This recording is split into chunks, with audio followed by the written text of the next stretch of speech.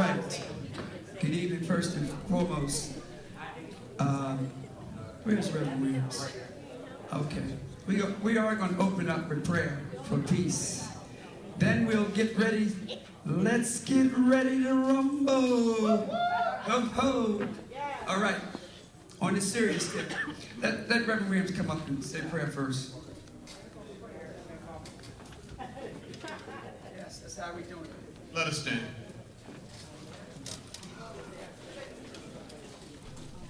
In the name of all that is holy, in the name of all that is true, in the name of all that gives wisdom, we invoke thee and ask that you continue to be with all of us here, our homes and our neighborhoods, our city, our state, and with our local politicians and candidates. So we ask that you continue to give us all wisdom and peace as we move in this debate so that on election day, we might be able to do thy will. In the name of all that is holy, for me that name is Jesus. Amen.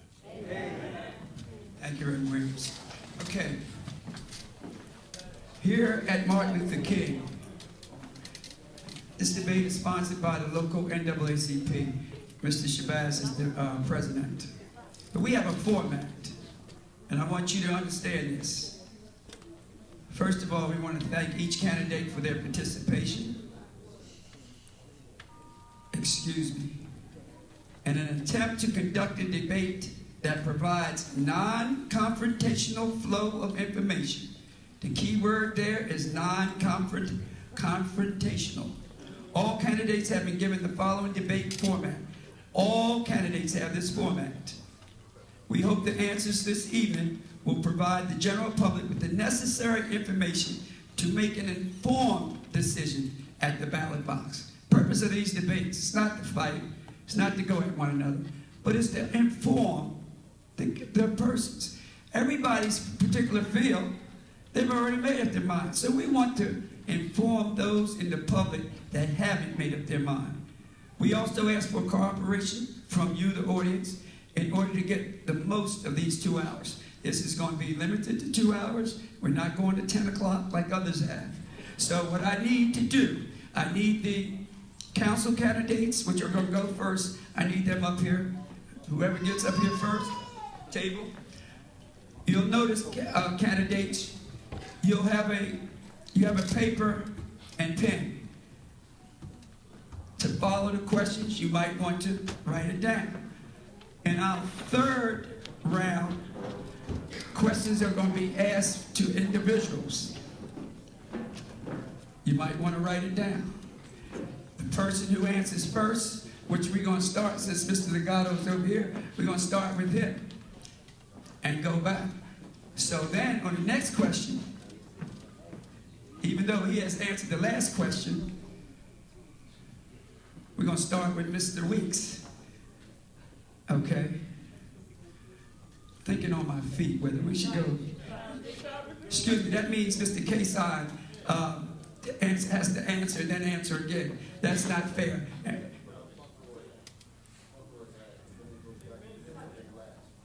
Excuse me, say that again? That's a good idea. It's a great idea. Okay, I have no problem with that. No, we have a format, but sometimes you have to be flexible. I agree. But I was trying to actually save you. All right? Okay. So anyway, here we go. Mr. Hawk is our timer. Timing. Any questions? The order is going to start. Mr. Delgado, go down. And then the next one, and I like that, Mr. Fauntleroy, go down. It's going to come back to Delgado. Mr. Tippett, go down. And we're going to do it that way. How about that? So everybody, you are the ones that need to agree to this. Fine? Okay, thank you. So, how are we going to start? The first minute and a half, Mr. Hawk, each candidate is going to have an opening statement. By that time, if you haven't filled out a card for questions, please fill them out, raise your hand, and someone will collect them. Realize this, some people ask the same question 4 different ways. So the intent. So if your question is not asked, it might be somebody else asked that same question. It's just not written the way that you wrote it down. But it's the same intent. So anyway, we're going to start with Mr. Delgado with the opening statement. You have a mic right there. It's your choice to stand up, sit down. It's your choice. You want here? This is not City Hall. Our mics work. He is in rare form tonight, eh? Well, first off, I'd like to say thanks everybody for being here. The NAACP, respectfully, I'm appreciative for this opportunity. I'd like to speak life in all our elders. I'd like to say thank you for the inroads you've made on my behalf and the behalf of all of us here. I'm Mo Delgado. I'm your councilman at large. I've represented you for the past 7.5, almost 8 years now. Hopefully, I've respected you. Every want and need that the community has had and approached them in an according way. My slate, or the team that we have, are adamant in fighting for you. I'm a lifelong resident of Atlantic City. I speak multiple languages. I understand one of the hardest languages to understand these days, which is politics. Too many of us out here like to speak that language in the background, so I understand that. I stand before you to say that Atlantic City deserves every opportunity to stand on its own 2 feet. And we're going to fight diligently to ensure that we get that right. As a social worker, I'm about finding solutions. As a father-like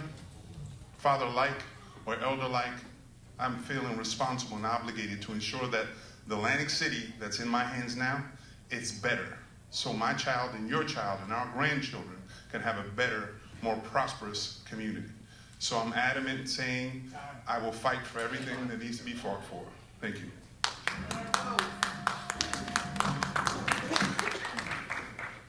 Ready? Hello, everyone. Hi, everybody. Whoa, let's get some life in there. How's everybody doing tonight? My name is Jeffrey Fauntleroy II. I'm born and raised in Atlantic City. Mother and father, Jeffrey Fauntleroy, Kelly Oldman, mother. My grandparents are from here. I am from here. I am Atlantic City's own. I thank you to the NAACP for inviting us out. It's much appreciated. Tonight, I want to talk about I am the change and I am the leader that I want to see in this community. I believe that I am that. Last time they talked about it's not about a hashtag. And you're right. It's not about a hashtag. It's about putting some love back in this community. It's about empowering our youth. It's about caring about the children. It's about caring about the people in Atlantic City. And I think that's where I come in. It's about loving Atlantic City again. I was born and raised here. They talked about being a real millennial. I am a real millennial. Millennial is an age demographic. It's not about nothing more, nothing less. I'm 32 years old. I think that empowering the youth is one of the most important keys to this city. Our youth are dying out here, and they need some love, they need some compassion, they need some life pumped back into them. And I believe I'm that leader to do that. Thank you.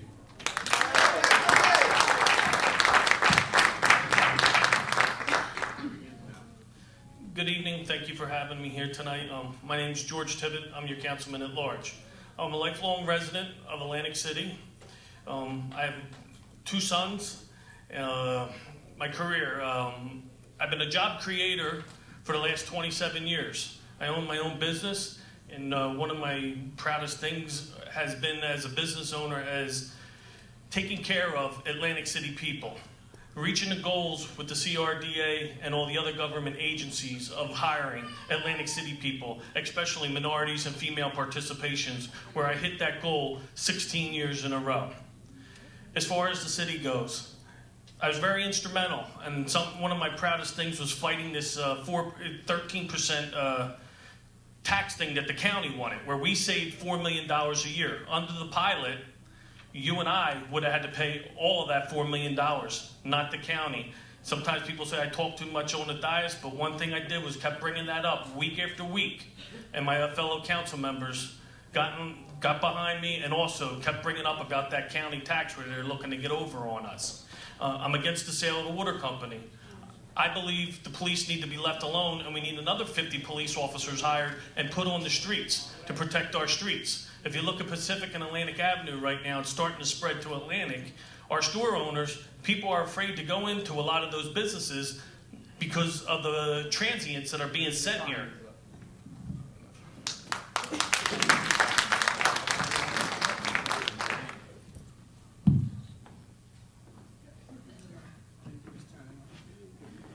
Good evening, everyone. I'm sorry I'm going to walk around. I don't like to stand in one place. Thank you for everyone for coming out tonight, and thank you to the NAACP for having us. For those of you who do not know me, my name is Bruce E. Weeks II. I'm the son of the late, great, most honorable Judge Weeks and Sharice Weeks. I was born and raised in Atlantic City, grew up right around the corner, actually. Attended public schools my whole life in Atlantic City. Graduated from Atlantic City High School 2004. Graduated from Howard University in 2008, where I majored in business administration with a concentration in finance. Shortly after graduation, I started my extensive career on Wall Street, working for the likes of a company called Second Market, where there I traded within 5 years over $200 million in municipal debt. So I have a lot of experience in working with the municipal side of finance. I also started a nonprofit. Unfortunately, my older brother, he tragically passed in 1997, his senior year in high school. So what I did was, when I graduated college, I started a foundation at the high school in his name. So every year I raised money for graduating seniors, as well as helping them with professional mentoring. In 2013, I did the Lead Atlantic City Tomorrow program right here in Atlantic City. It was a leadership development program for 10 months. We studied the whole side of government, from healthcare, education system, the energy system, you name it. We studied it very extensively here in Atlantic City. And, all right.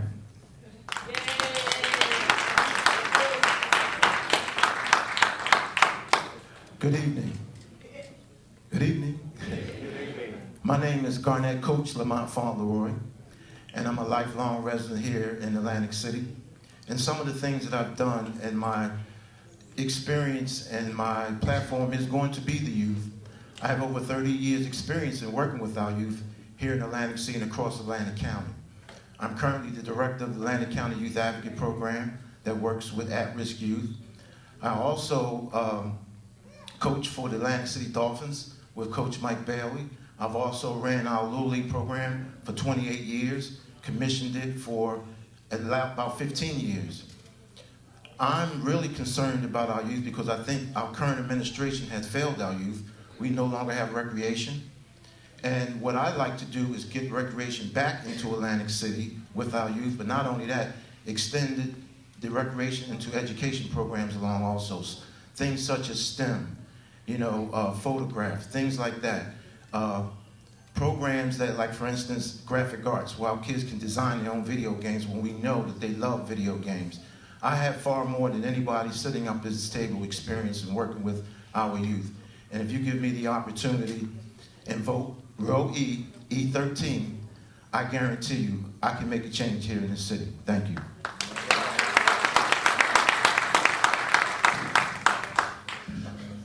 Good afternoon, everyone.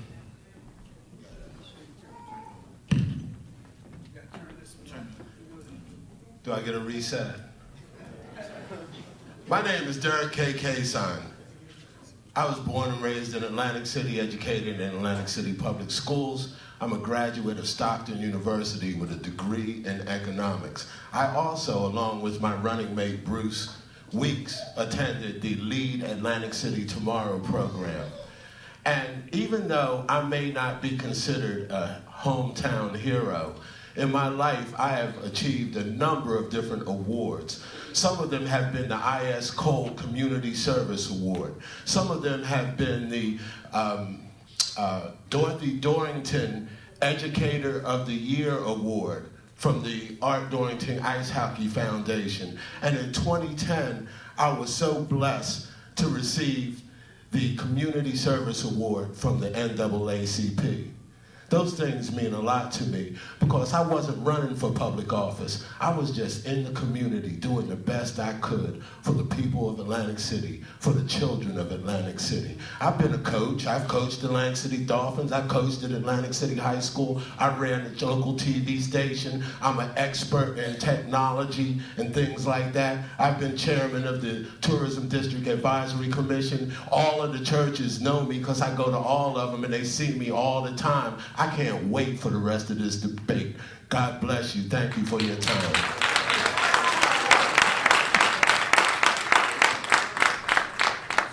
So, Okay, our next wave are going to be questions. Questions asked, and each person will have the opportunity of 1.5 minutes to answer. Okay, we're going to start with Mr. Fauntleroy. Mr. Grove, got it. Mr. Jeffrey. Okay, question.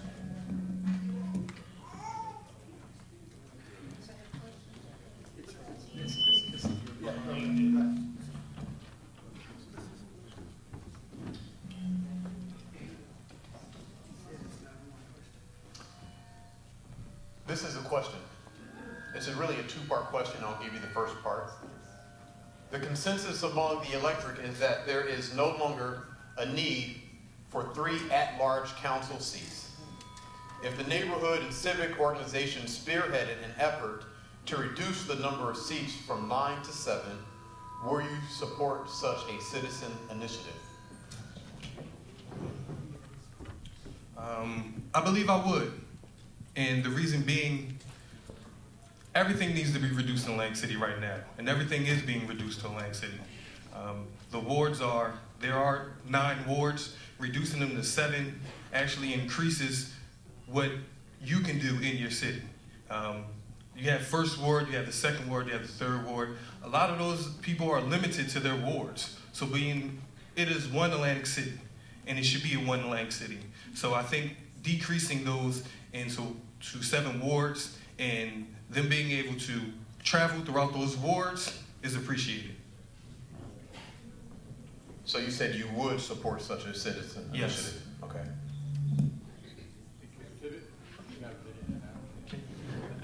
Absolutely, I support. As most of you already know, we got a question. We were attempting to get a question on the ballot so that you, the people, can decide whether you want 9 council members, 7 council members, or 5. That's held up in court right now.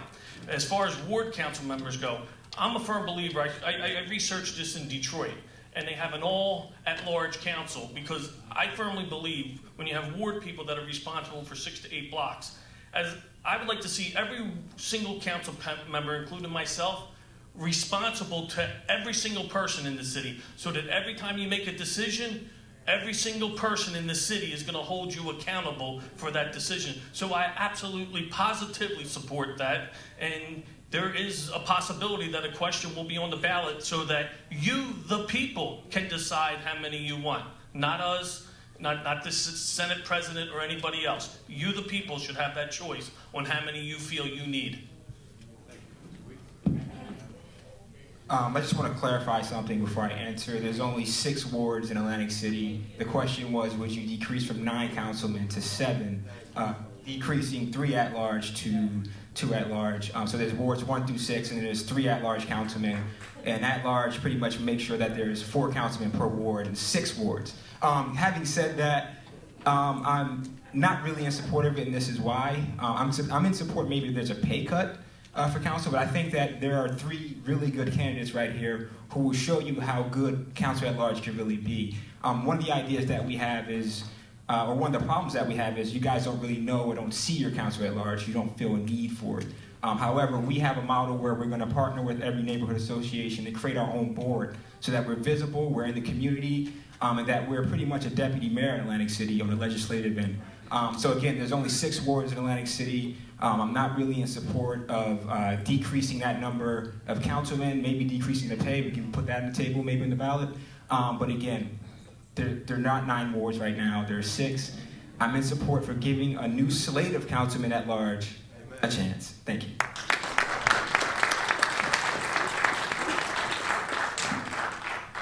You know, it's always tough to follow my my partner here. But I agree. Exactly. We should not be cutting the number of council at large, because one of the jobs of council at large is to support our local councilmen.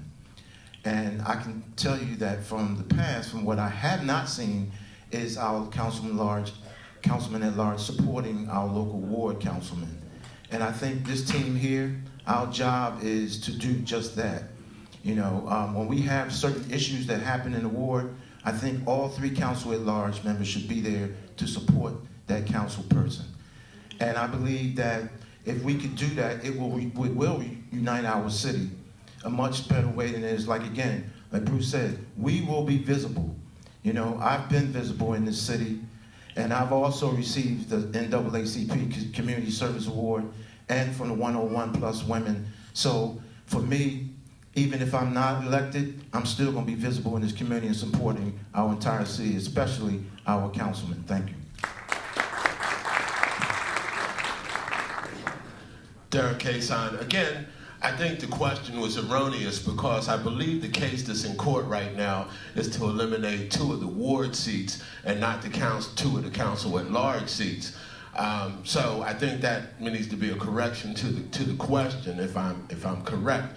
But you know, when you get up and say, "Oh yeah, eliminate council at large," if nobody's ever seen you, if you don't go around in the community, of course you feel useless. Of course you feel like you can eliminate my position. You know, when you go somewhere and you go to a place and they say, "Oh, who?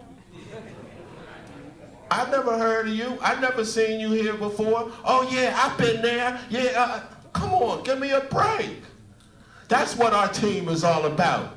That's what Bruce and Lamont are talking about. We're going to be in the community. We have been in the community. We're going to be around. We're going to have youth advocacy programs. We're going to be doing things for the senior citizens. We are not going to be invisible. When we come around to see you, or when it comes next election time 4 years from now, you're not going to say, "Who?"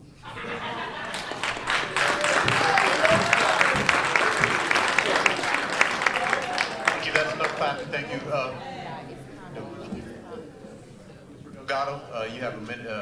You have a minute and a half. Your time starts. Not that I need a microphone anyway. Trust me. I'm one of the loudest individuals and most visible individuals in city government. Not only because of my stature, but because of what I represent. Work ethic. Working. Not talking about it. Going out there, getting my hands dirty. Feeding the people when they're hungry. Not talking a game about what we're going to do, but proving what I have done. Over and over again, regardless of where you live in the city. From the bay to the beach, from Maine all the way down to the block. Every part of this community I've been responsible for, as your city councilman at large. At large is a big responsibility because sometimes we have to step in when your ward councilmen are not visible.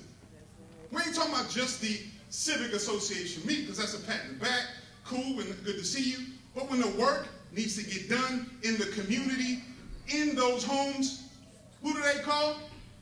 They called me. I'm one that pushes the work ethic. It's about work, not about talk. It's not about clicks. It's about getting the work done.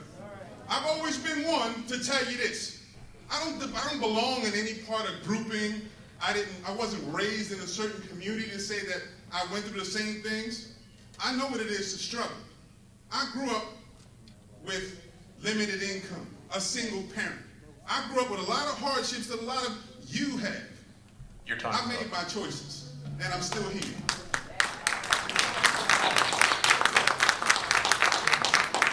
Excuse me, we're going to take a, stay seat, just a 30-minute commercial break. 30 seconds, I'm sorry, 30 seconds commercial break. See, that was to make sure everybody's still alive. I want to thank Mr. Hawk, who's our timekeeper, but more important, he's the owner of the station, the gospel station, WEHA, 88.7 and 100.3 FM. Let me tell you, this is the only, yes, give him a hand. Yes. This is our one community station that we can not only get the word and some gospel music, but we get the community efforts. We get the community efforts, and this is our way to stay in touch with the community. And through them, they've allowed us to come in and be a voice in this community. And we have, and I don't mean to single out any of you, because all your people's shows are excellent, but we have one here, Mr. Bailey, who is on from 3 to 5:30. And let me tell you something, he's just transformed into this radio analysis, radio personality. Let me tell you, he is excellent at it, well prepared and excellent. So thank you, Mr. Bailey, for what you're doing in the community. Thank you. And you start with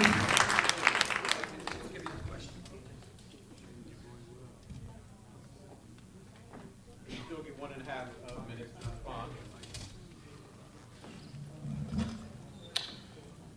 Council is a part-time job.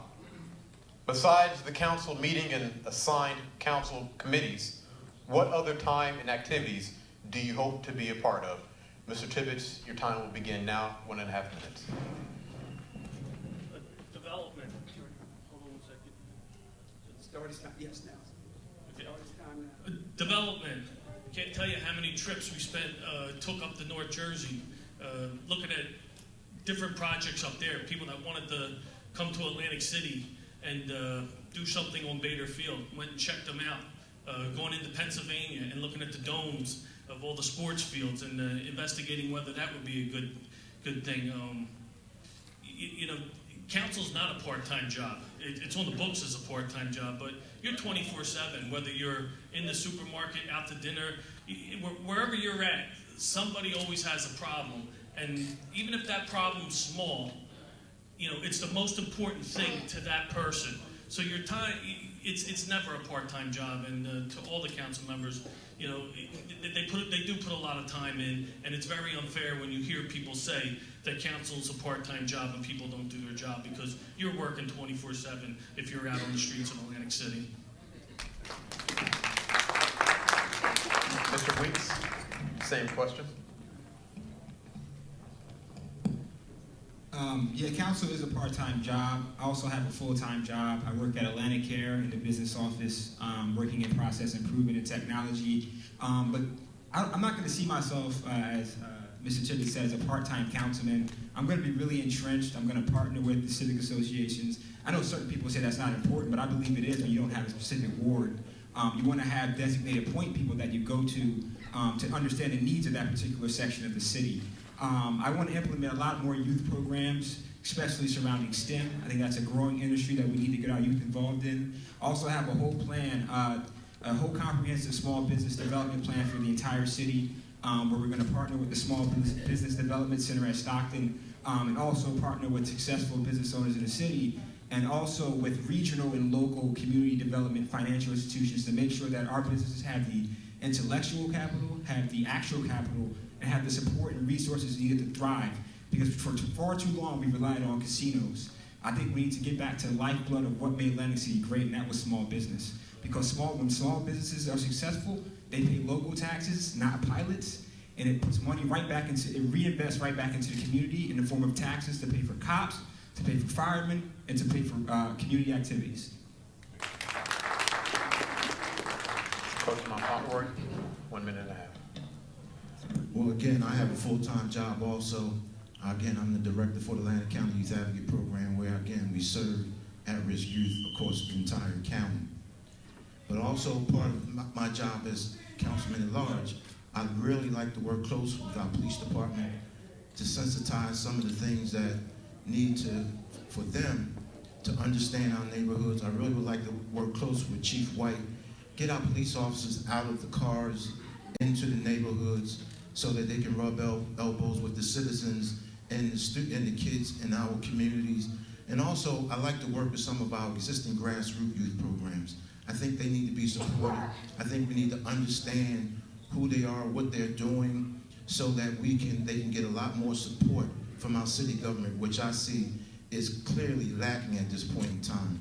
So for me, I've always stayed busy in the community, serving you in the community, and I intend to do that if I'm elected. Thank you.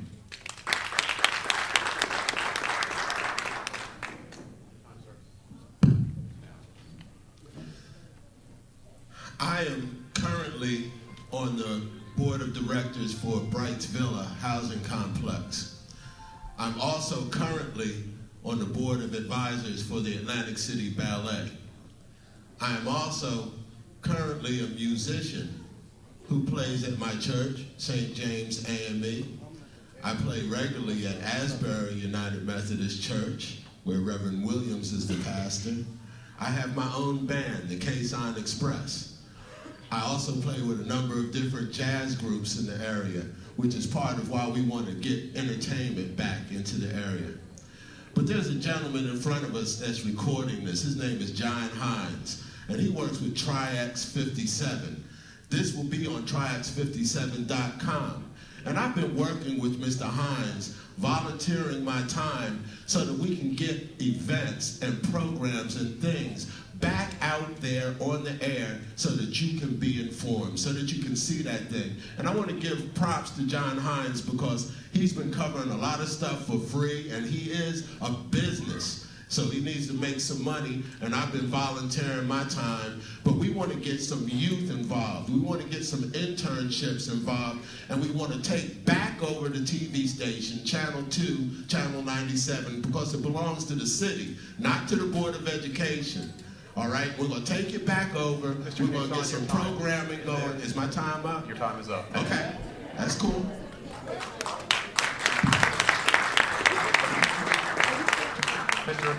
Mr. Delgado.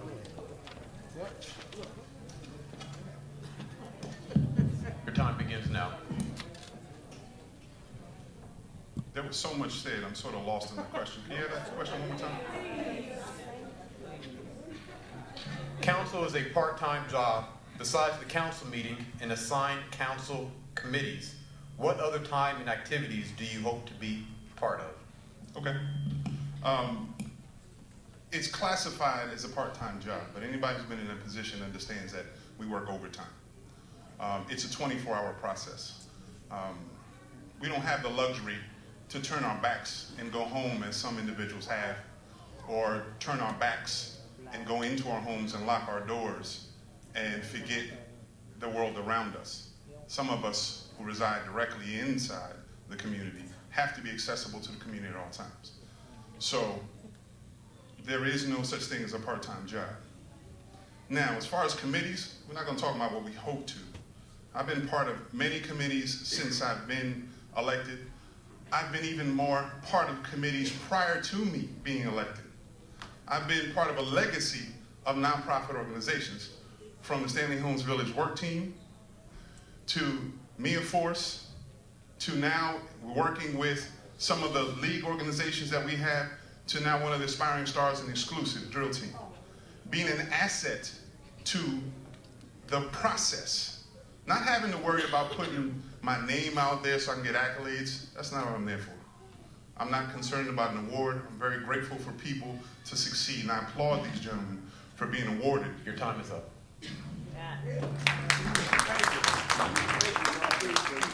Mr. Fowler. What was the question again? Council is a part-time job. Besides the council meeting and assigned council committees, what other time and activities do you hope to be part of? Well, I don't think that being a councilman is a part-time job. I think if you are in your community, it's a 24/7 job. Atlantic City needs people, and they need leaders in this community. So I think it's a 24/7 job. I don't think it's a part-time job.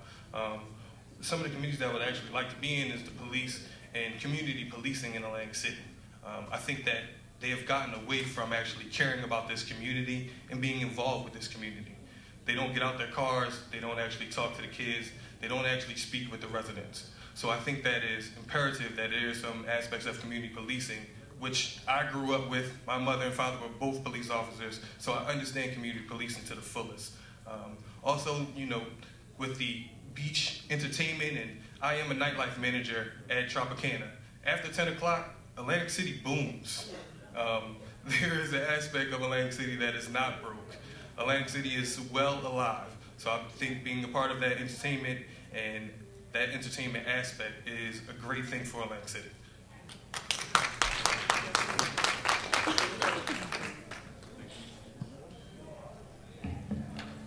We'd like to know in 1.5 minutes your position on the recent takeover of the trash collection services, the privatization of those services.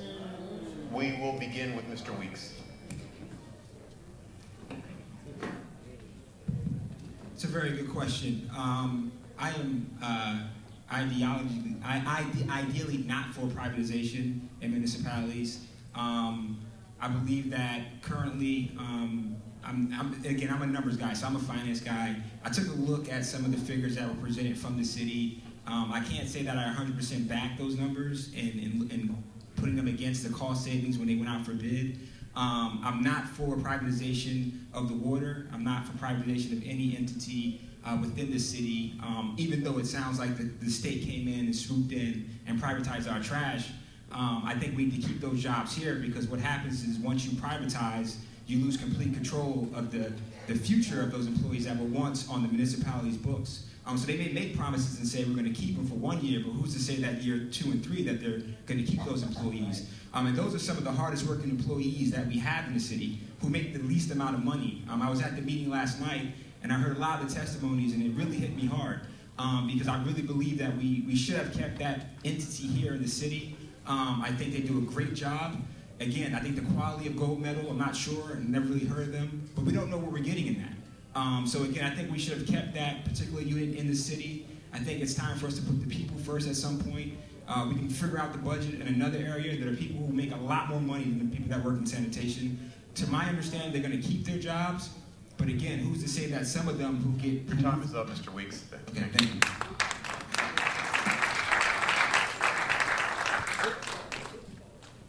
I'm also against privatization of our sanitation department.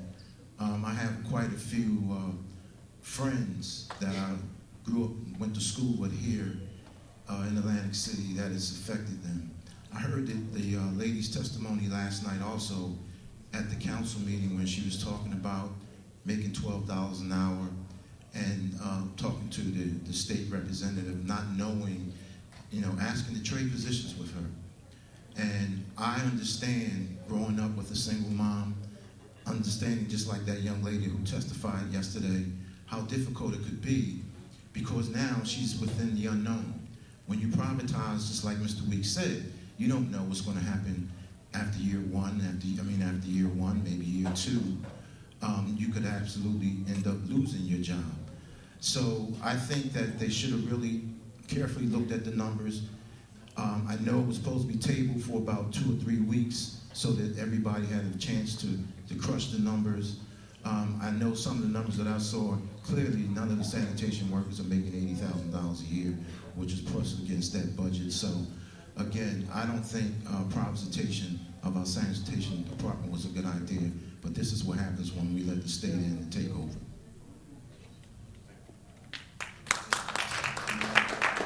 Your time begins now. I think our sanitation department has been doing an absolutely fantastic job. They have been around the city. They pick up anything. I've put out stuff. I've seen people put out stuff.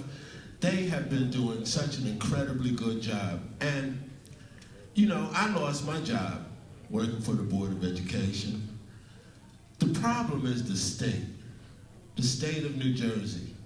And we need to get them out of here as fast as we can by any means necessary.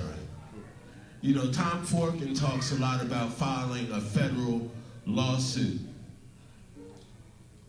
against for civil rights violations. And the more he talks about it, the more I get behind that effort, because the state wants Atlantic City. They want our municipal utilities authority. They started with a test case with our sanitation department. It's not right. It's not right. So we have to do whatever we can to get the state out of here and get this on the right track. Not the track that we've been on, that some folks have had us on for the last 8 years. Mr. Delgado, the same question to you. And your time begins now. Ooh.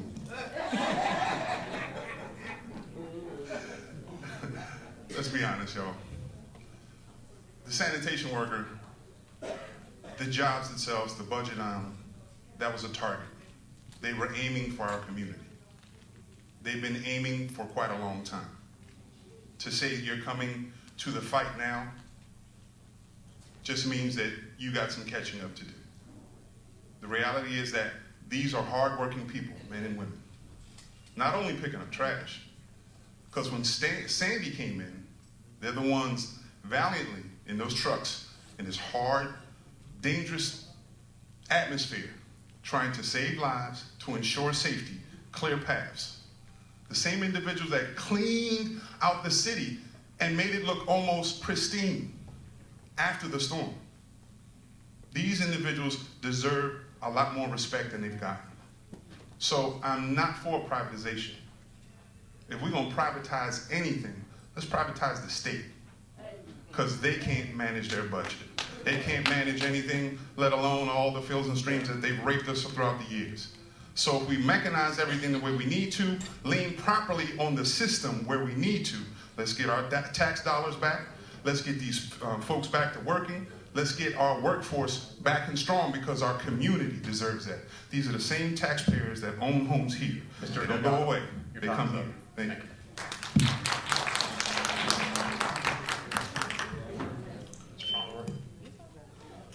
No, I don't believe in the privatization of the sanitation. I think it was disrespectful for the state to come in and swoop in and disrespect the legislative process, actually. Losing your job is hard, and I understand and empathize with the sanitation workers, especially when you don't make a lot of money, period. I lost my job with the Board of Education. It was hard.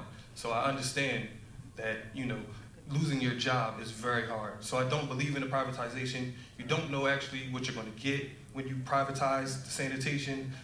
Sanitation right now picks up everything that the city puts out. Everything. You don't know if you're going to get that when you privatize.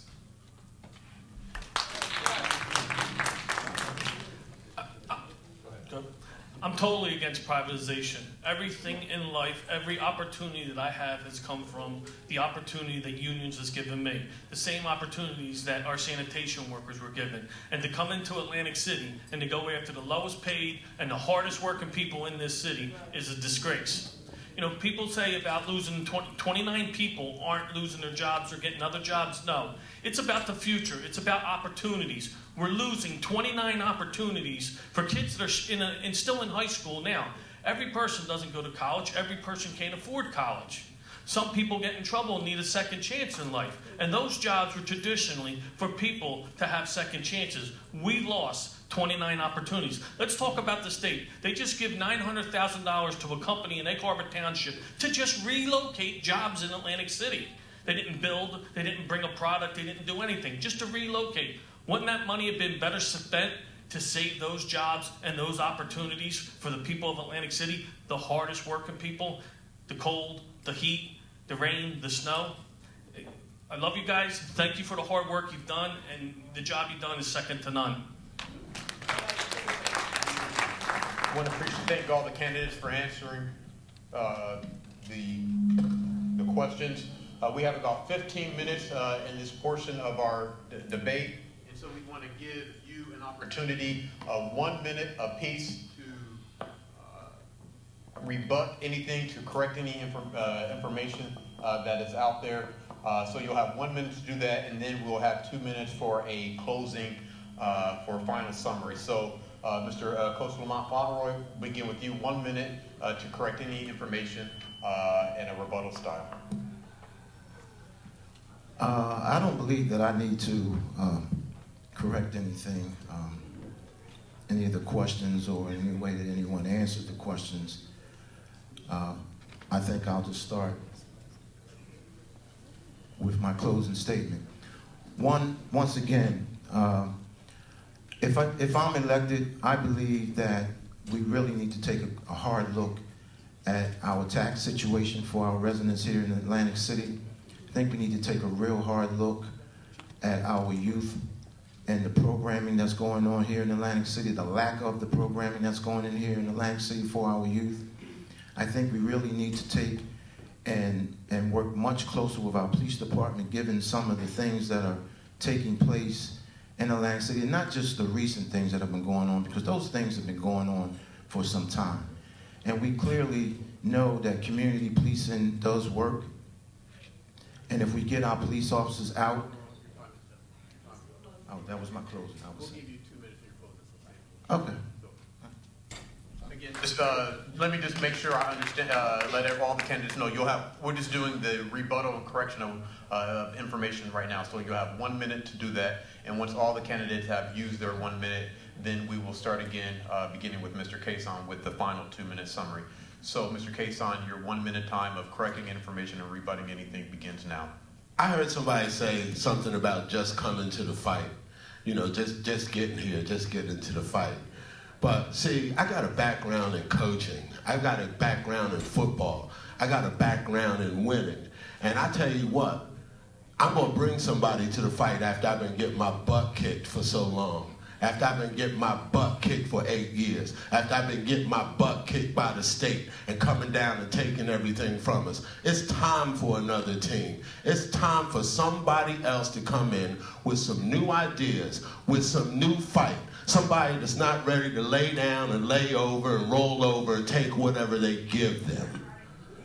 It's time for something new, for new ideas, for new vigor, and it's time for a team. And that's what we have here as a team. You know, they talked about Michael Bailey before, and I coached with Michael Bailey for many, many years. We won many championships together. We didn't just teach. Oh, Lord, I was just getting started.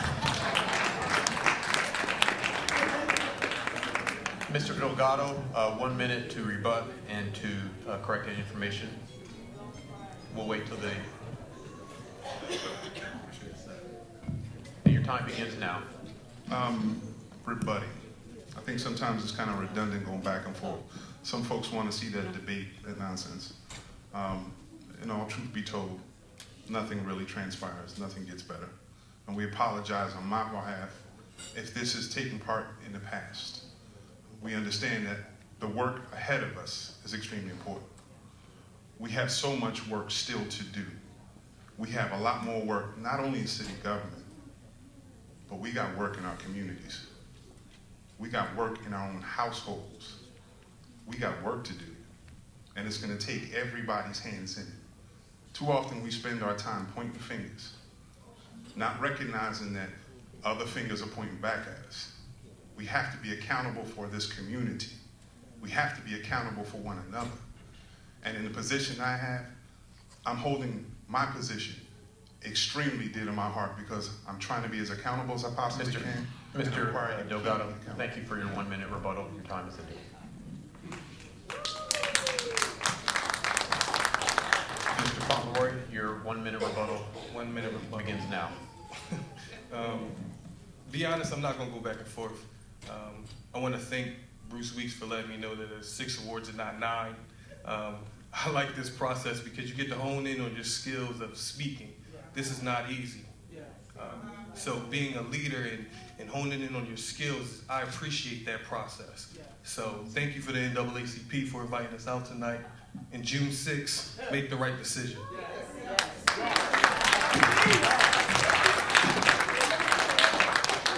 Mr. Tibbet, your 1 minute rebuttal or correction of information begins now. I have no rebuttals. I agree to disagree with my opponents. I respect my opponents and their opinion, and I hope they respect mine. And I'd like to thank you all for having me tonight. Thank you.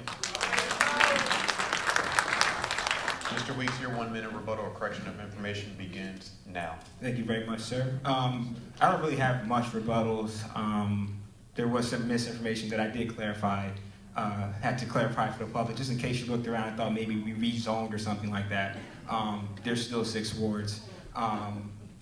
Also, about joining the fight and having been involved with this committee and that committee, we haven't been elected before. So to take that stance is kind of a weak position to me. You should just kind of present yourself in the best light and not try to take down others. June 6th, column E, I'm Bruce E. Weeks II. I'm running for councilman at large, along with Derek K. Kaysan and Coach Lamont Fauntleroy. We look for your vote. We look to change the city, turn it around. We want to bring economic development, transparency, and we want to bring quality of life back to Atlantic City. Thank you very much.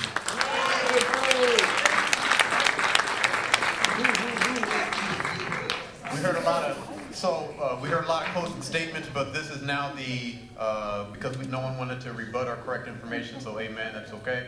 But this is the time, brothers, for you to give your final summary. You'll have 2 minutes to do this. We will begin with Mr. Kaysan. Your 2 minutes for your final summary begins now. Well, Look, I love Atlantic City. I've always loved Atlantic City. And the bottom line is, as I said a few minutes ago, we have absolutely the best team there is. None of the three of us have ever held public office before. We're not career politicians. We haven't been doing this and doing this and doing this. We've been out, we've been in the community. We've been loving our city. We've been loving our children. I'm currently working at Uptown Complex as a substitute school teacher, teaching music to our children. And being with our kids every day is such an eye-opener. There's so much that has to change. There's so much that we need to do for our families, for our youth, and for our children. We have the team. Along with Marty Small, we're gonna make a difference in this city, and we're gonna turn this thing around. I promise you that we're gonna do our absolute best. Vote Row E, please, on June 6th. We got the best team going.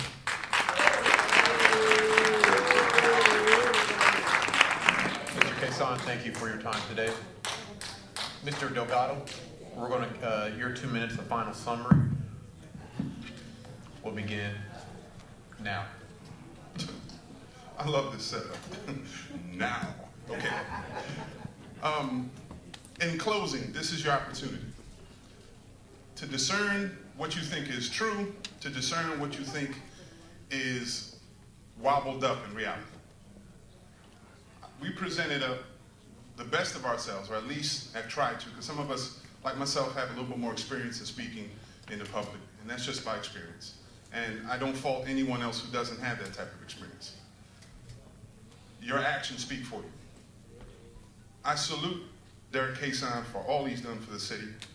I wish we had Channel 2 back because he ensured that the community knew what was going on. I salute Coach Fauntleroy because of all he's done with the Youth Advocate Program for the unheard kids. I salute him. Bruce Weeks, I salute him first off because I knew his father, an honorable man. And I salute him because he shows potential. So I encourage him. But I also salute my team for fighting the fight as long as we have. George has been in the fight, in the trenches, ensuring that people know the true facts. I support and celebrate Jeffrey for trying to be the conduit for our youth to get into the process, for him to also be the bridge to inform the youth what's going on with us that are not as young.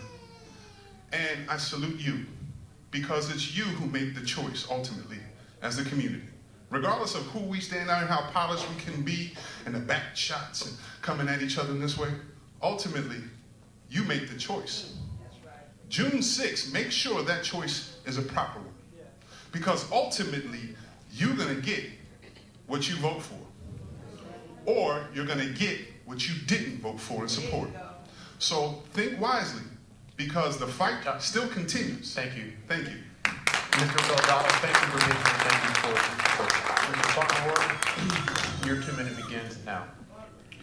Dr. Martin Luther King says, the ultimate measure of a man is not where he stands in moments of comfort and convenience, but where he stands at times of challenge and controversy. That's a great quote, Martin. And I appreciate that quote. That means that I am the leader that I want to see. I believe that I am a leader in this community. For so long, like a lot of millennials in this city, we are lost because the generation before us doesn't look down to actually come down to respect us, to understand us, to get to know us. I think that process stops on June 6th. It's been a long time coming. Our children are dying. It's time to start putting some love back in Atlantic City. I think what we're missing is the compassion for the city, compassion for the people in Atlantic City. A lot of people don't care. A lot of people just want the fame off Atlantic City that don't even live in Atlantic City. Trust me, I know. They don't care about us.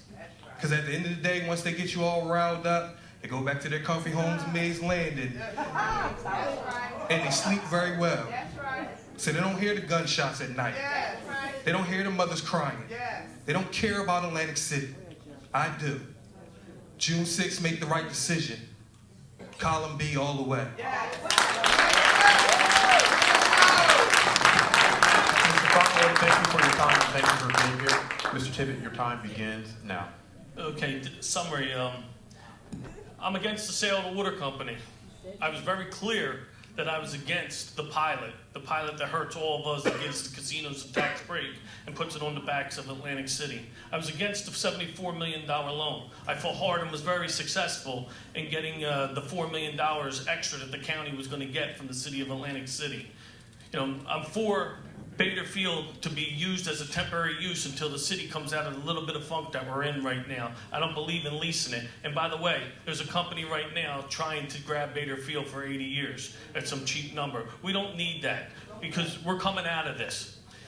And last but not least, I want to spend 30 seconds to talk about someone. Jeffrey, you've taken some hits the last couple of weeks, some dirty shots, and I want to say, all I see in Atlantic City, when I see these young kids, 20 some odd years, the reaction that they have to you, I want to say I'm very proud of you. The book bag sales, the things that you do with these young kids, the way they recognize you, the way they stop their cars and talk to you. I'm proud to call you my friend. And if I could vote twice, I'd vote twice for you.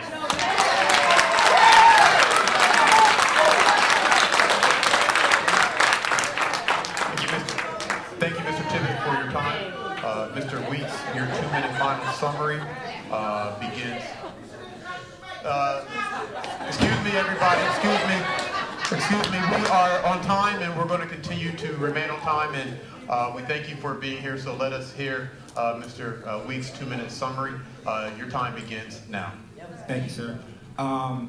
In all seriousness, I do want to give my opponents a round of applause. We've had 4 debates, and they've all taught me so much about this process, this democratic process. They've all done a fine job. I echo some of the sentiments they said about taking jabs and going back and forth. Some of that's just the art of debate, and the other is just kind of skill. My whole life I've worked to be here today. I'm definitely prepared. Again, I have the experience, I have the drive, I have the love and compassion for this city. I wouldn't be standing before you if I didn't. I learned a lot also going door to door throughout this city. I walked each ward and I learned so much, and I want to thank the city of Atlantic City for allowing me the chance to do this process. I've done a lot of things in my life, and this ranks very highly, win or lose, although I intend to win June 6th. I also want to thank my running mates, Coach Lamont Fauntleroy. I knew him my whole life. He's been a pillar of this community. Same with Derek Kaysan, another pillar of the community. These guys are not hard to find. I want to thank Marty Smalls for allowing us the chance to run on his ticket. He gets a lot of slack in this community, but he does the most, in my opinion. And when you stand tall the most, you take the most shots. I look forward to taking some of those shots because I too have some ideas. I too have some bravery. I too have some courage. And I look to show that to you. And again, June 6th, this is very important. Column E is for me. You want to vote right this time. You cannot get this wrong. We saw this in the presidential election with Donald Trump. It's time to get it right. We want change. When you look outside your door, you see inertia. You see stagnation. We want to get things moving in the right direction. We don't want bailouts. We want to work hard. We want to prove our worth. Again, column E, and again, it's not illegal to vote against column B. I want to clarify that. I should have put that in my rebuttal. Mr. Weeks, your time is ended now. It's for me. Thank you. Mr. Weeks, thank you for being here and thank you for your work. Mr. Coach Lamont Fauntleroy, your 2 minutes for your Thank final you. summary begins now. Again, I want to congratulate my opponents here. It's kind of funny. I've been telling folks as we've been going through this process, don't get the Fauntleroys mixed up. Okay, I'm the more experienced Fauntleroy. Okay, I'm the Fauntleroy that you've seen for the past 30 years, coaching on the sidelines in the households of our community throughout this county. But I applaud you, Jeff. I really do, because our last name is very, very different. So what I do want to say, though, is let your experience speak for yourself, okay? 31 years I've been working out here in the community, hard in the trenches. I mean, in the trenches, okay? And I really don't even need 2 minutes, to be honest, and not to toot my own horn, because I'm like Delgado said, it's very tough to stand up here and speak before you.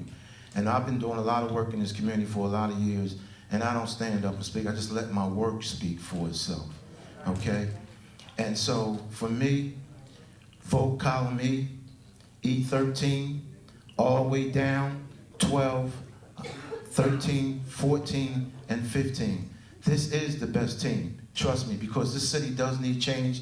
This city needs experience. This city needs somebody that embraces and loves the community, and this city needs somebody and a team that's been in the trenches and a team that will stay in the trenches. And it's not about the election, because just look at like Marty's always said, just look at the record. And I've been out here for a long, long time, and I continue to stay out here. Thank you.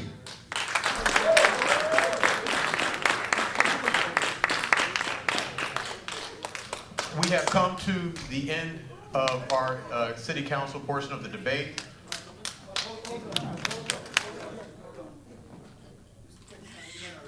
Yes, everyone's on.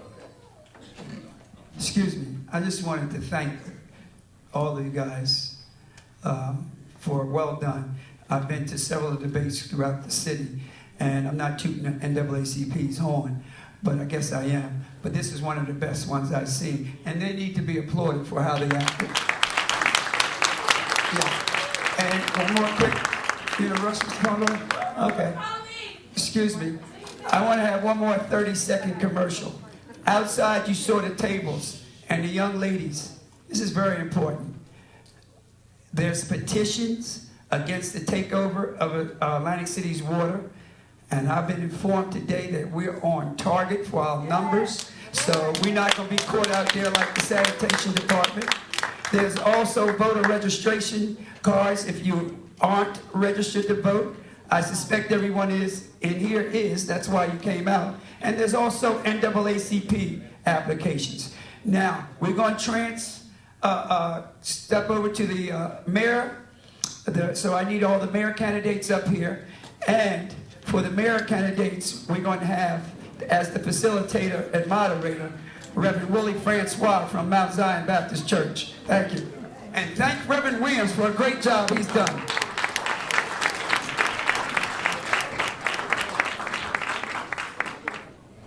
All right, thank you for the little break. We're ready to start once again. Timekeeper will be Reverend Williams. Reverend Francois will be our moderator. Mr. Hawk's time ran out. He uses his phone so much. So anyway, we can now come in. First of all elections are important. And elections are about choices. And we see what has happened with the choice that was made at the presidential level. So elections have consequences. And that's the purpose of this debate. I appreciate how you've acted. I hope this continues. So now we're going to go on to the mayor. The same format. It started. Each person will have an opening statement of 2 minutes. Then we'll do rounds of 1.5 minutes. And then a rebuttal and a summary. So we're going to start with Mr. Whitehead. Since we started that in, he's going to give you the start. Opening statement, sir. Good evening, Atlantic City. I want to thank you very much for allowing me to participate in your democratic process and offer you a vision that will help Atlantic City SCAC grow. And that stands for security, economy, and education. I am one of the only candidates that has nothing to do with the problems that exist in Atlantic City today. And I'm one of the only candidates that actually has a plan that doesn't require raising your taxes and offers some vision and some hope and inspiration to our young people. Because this election is not about Jimmy Whitehead. This election is about the people of Atlantic City and the children of Atlantic City having a future that's brighter than today. This election is about creating opportunities that the casinos can't offer. And it's an industry that's growing right now in America called cybersecurity. And as we see, last weekend, 120 countries were attacked by cyber terrorism.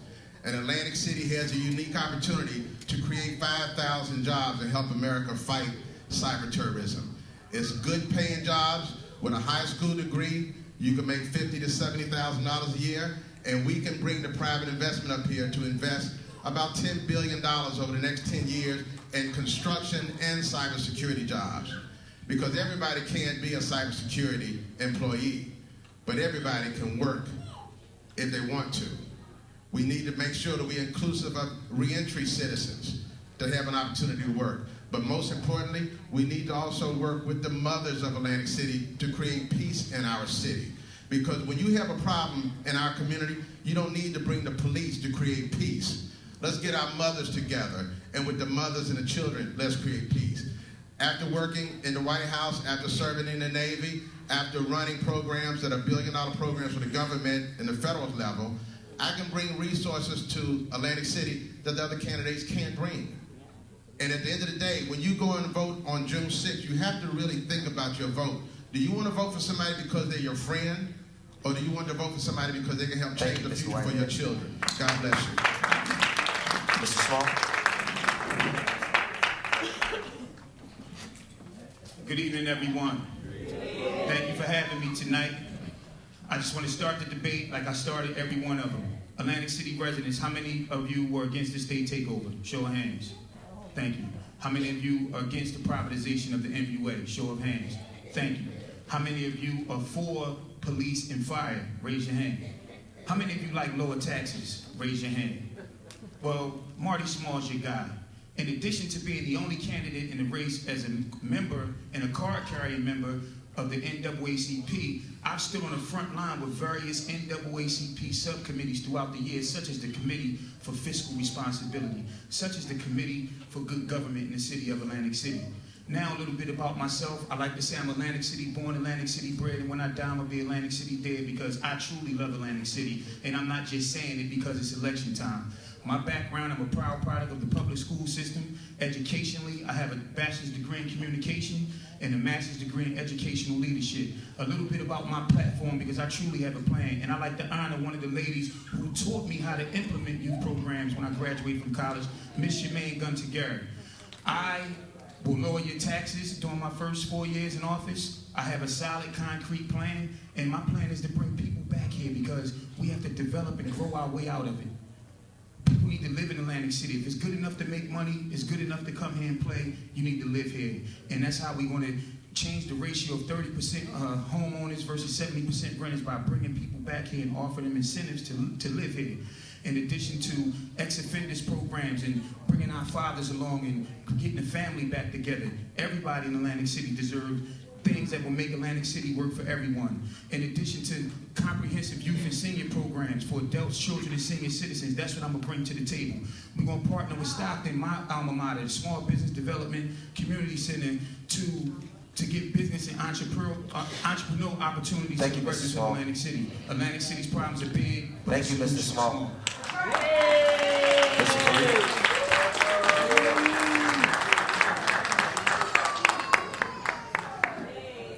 Good evening, everyone.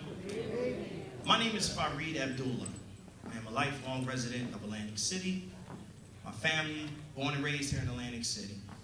I hear some of my opponents saying that they want to lower taxes. They say that they're against the state takeover. But guess what? The state has already taken over Atlantic City. Taxes are not lowered. If you, the residents of Atlantic City, believe the rhetoric that continues to be talked about, the people that are elected continue to tell you all these lies, then we deserve to lose.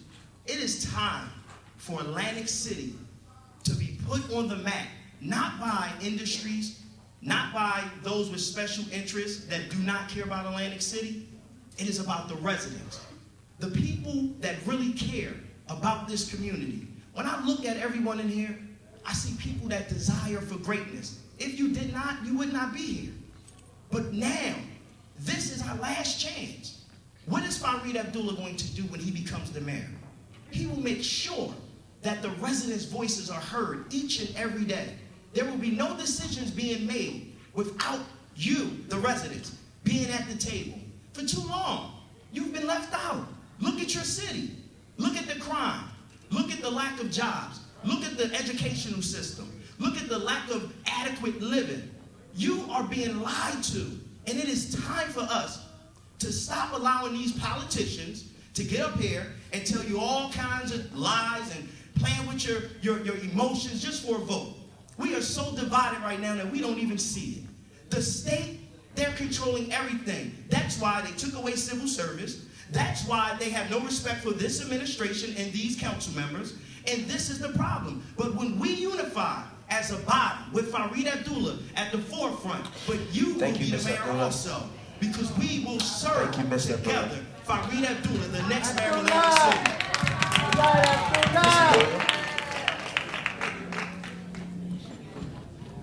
Good evening, everyone. About 107 years ago, a crisis was created. And I think that's what spawned the NAACP to come into effect. So let's give a round of applause for the NAACP. We're also right now in the crisis. If you look at this room, and you look at how the setup of this room is set up, it's a disgrace that human beings that live in the same city has taken a stance to make sure folks are divided opposed to basically being unified. Atlantic City's hurting. We all feel it every day of our lives. We go out and we see the degradation of our city. For the last 30 years, we've been seeing our communities, our children, our neighborhoods just go deplete to zero. That's because of us.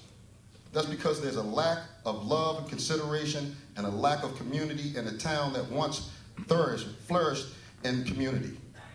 There was a time that you could actually go outside your door and ask someone, could they help you without someone snuffing their nose at you. Atlantic City is a town. It's not a city. Everyone in this place knows one another, and it should be at least a thought in your mind as to how we get out of this crisis. You cannot get out of a crisis by pointing fingers. You cannot get out of a crisis by thinking that one individual has the ability to change the whole world. We don't. But collectively, we can make this thing work. And that's why on June 6th, Column B, Frank Gilliam and his team will make sure that we bring respect, dignity, and order back to our town, because we've been invaded by ourselves. We've been eating each other alive, and it's time for us to look in the mirror and say it's us who has to fix this. Thank you, Mr. Gilliam. We're going to start with our first round of questions, and I'm going to ask that the audience will hold your applause and your noise until the very end of the debate, as we respect each of the candidates and as we expect them to respect one another. And since Brother Whitehead started, we're going to give the first question to Mr. Small. So Mr. Small, first question is to you. You have 1.5 minutes to answer. Each candidate will have 1.5 minutes to answer this question. Please honor the time. But what are your top 3 items that you will tackle the first 90 days on the job?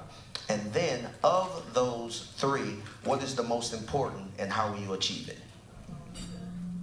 Well, that's where it starts with the solution. As I told you, all the major issues in the city of Atlantic City, I would side with the people. Let's face it, the biggest problem is the financial problem. And I'm the only candidate on this stage that has grabbed that financial bull by the horn whether bad or good, and worked to get the residents of Atlantic City a much-needed 5% tax decrease. I'm the only candidate in the plan that's talking about solutions to make the rateable base go up by bringing in new people. I'm the only candidate in the race who sat right across the table from state officials and asked them for the early retirement incentive, which they balked on. They agreed to it in the legislation, but when it came time to pay the $23 million, they balked. That's called leadership. That's called experience. Everyone know my passion for youth. Guess what, y'all? We're gonna bring the fun back. We're gonna bring the Precious Jewels Day Camp back for girls. We're gonna bring the All Sports Day Camp back for boys. We're going to bring the program that I ran for the Board of Education, implemented into the city of Atlantic City. And we're also going to have opportunities for adult and senior citizens.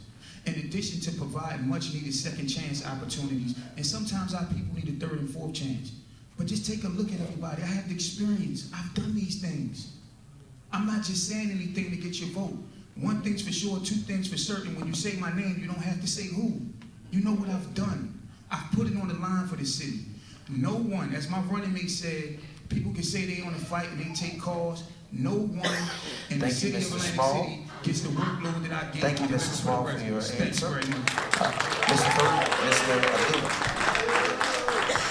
Abdullah, 90 seconds. Yes. We can sit here and talk about the things that we have done. We did this and we did that. But what have you done lately? And this is the issue. The morale of the people in Atlantic City is very low. And it is time for the residents to be put to the forefront. Under that umbrella, we need to create jobs, not by just going to the casinos, trying to rehab them and tell people to go work in the casinos, but you have to bring new industry, new development. If we had leaders in office that were transparent, they would have created these policies to bring sustainable growth to Atlantic City years ago. That has not happened. We have an industry that people don't even know about that's worth billions of dollars. That's the clamming industry. We can create a processing center right here in Atlantic City that would hire people that have criminal records, that may not have education to, as far as college degrees and things like that. But we can make that the port of Atlantic City. We also can create Bader Field to be a funplex where we can have a skating rink. We can have outdoor eateries. We can also have water games. We can also bring a shopping center. We should have a shopping center right here in Atlantic City. This is what's needed. But the residents have to stand strong and tall and unite. And we can get this done. Vote June 6th. Fareed Abdullah, G12. Thank you. Thank you, Mr. Abdullah. Mr. Gilliam. So I think your question was, what are the first three things that we would tackle when we got... What are the top 3 items you will tackle the first 90 days on the job? Of those, what is the #1 priority and how will you achieve it? #1 priority is the state of our house. Make sure the state's gone. #2, quality of life only happens when you have development and jobs. Everyone up here knows that the importance of making sure you have a vibrant community is to make sure you have opportunities for people to work. And when people are working, your community looks a lot better, the morale is a lot stronger, and I think that a lot of people fail to realize that Atlantic City is not only not broke, they've been robbing us. We run around and have folks depressed and everyone thinking that we're depressed. We're not depressed. We're not broke. The system is broken. We have not received the right elements of revenue that we deserve. And it's important that you have someone in there that understands the prioritize to make sure we get what we're supposed to have. That's why our slate is running on putting Atlantic City first.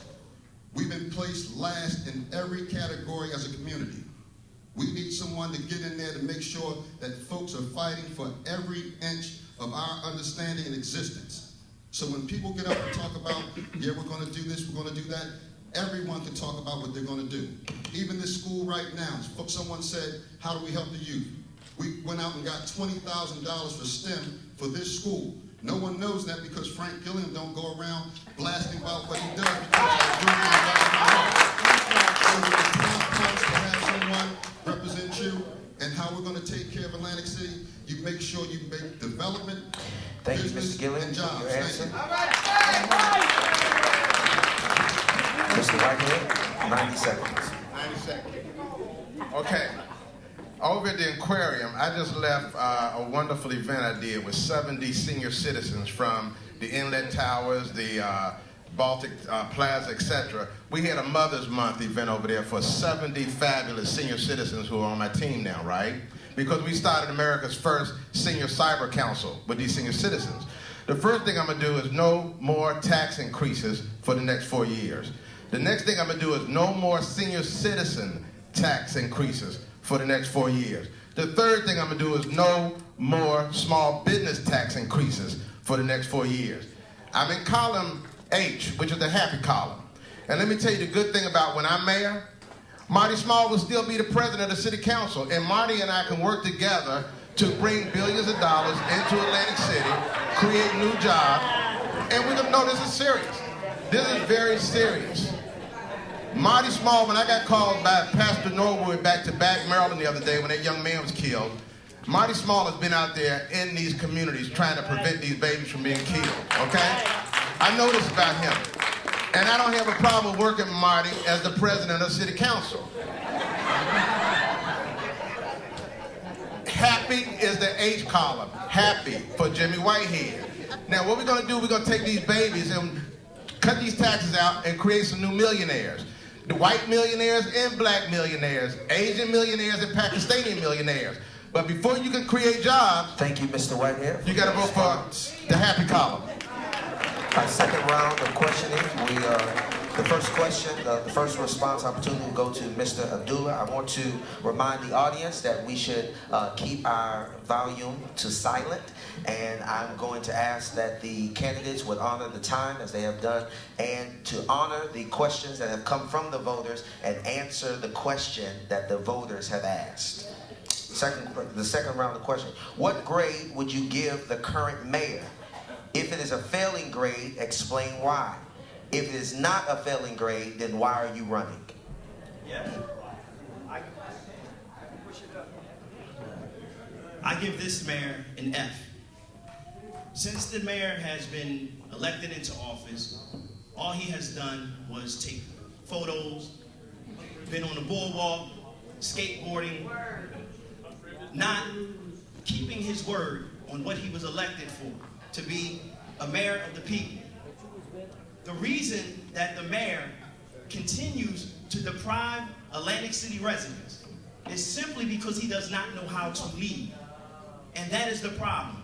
But there are some of my opponents up here who cheered around with this mayor and congratulated him for standing up to the state, but did not really stand up to the state. All he really did was allow the state to come into Atlantic City. When I become the mayor, I tell you this, the residents will be put first because I am relatable, I am transparent, and I am of this community. Born and raised in this community, changed my whole life around, been out there in the streets, dropped out of high school in the 10th grade, went back to school, got my diploma, got my degree, and now I am a product of this environment for the betterment of change. Fareed Abdullah will be the leader of Atlantic City, G12 on June 6th. Thank you. Thank you, Mr. Abdullah. Mr. Gilliam. If all of us don't say F, none of us belong up here. He fell simply because he's a Republican. And he does not have the fundamental principles that we have as Democrats. He fails because he has no connection to this community. He fails because he does not have the prudence of standing up as a man because he is a coward. He failed because he's constantly have lied to each and every one of us time after time. And even working with this man, it is my honor to actually take him out on June 6th. More importantly, if we get tricked one more time by voting the wrong person, we're going to be in the same position that we are right now. There is no time for child's play, foolishness at all. This is serious business. Atlantic City is a business. It's no wonder that everyone and their mother wants to come in and have a piece of the city. It's no wonder that Don Guardian was that entity that allowed them to come in to have their feet in our household, and we should basically be kicking him out, not today, yesterday. I'm going to leave you with this. Don Guardian, 2013, October, put out a message to the folks. He said, we will not have privatization. Right? He said we will not raise taxes. Thank you, Mr. Gilliam, for your He response. did vote in a matter of a month. Mr. Whitewood.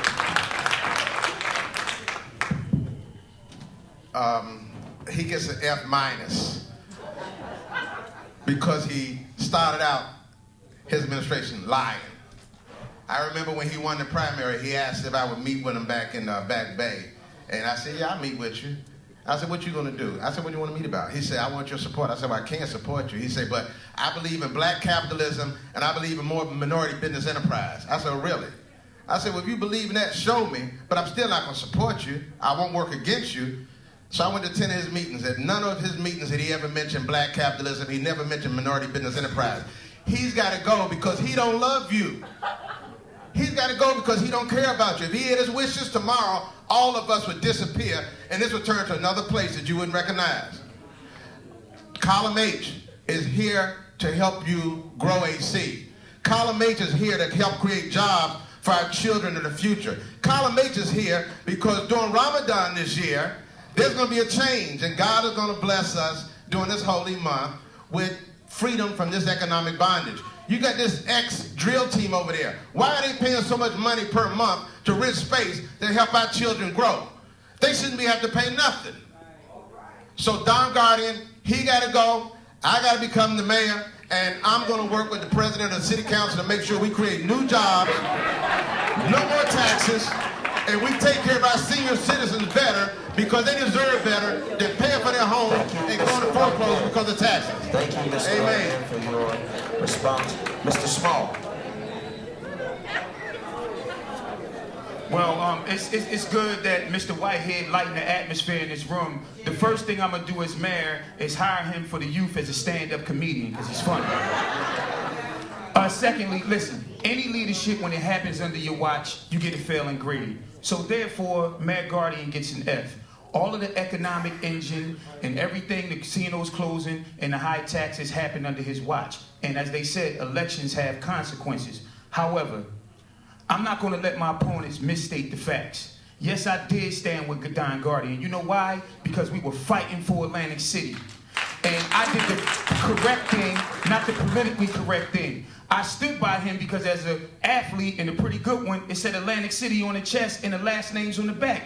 We fought for you while others sided with the people that took over the city and they're being supported. And Mr. Fareed Abdullah, please, you want to say people parading Guardian around? Here was you running behind Don Guardian with his coat. You was Don Guardian's mobile coat hanger. And Frank Gilliam, let's tell the truth, please, my colleague.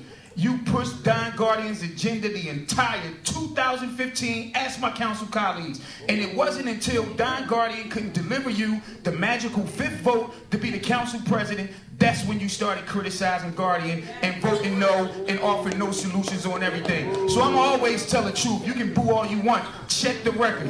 And the reason I'm running, because I'm the best person for the job. I'm the most accomplished, the most experienced, the most educated.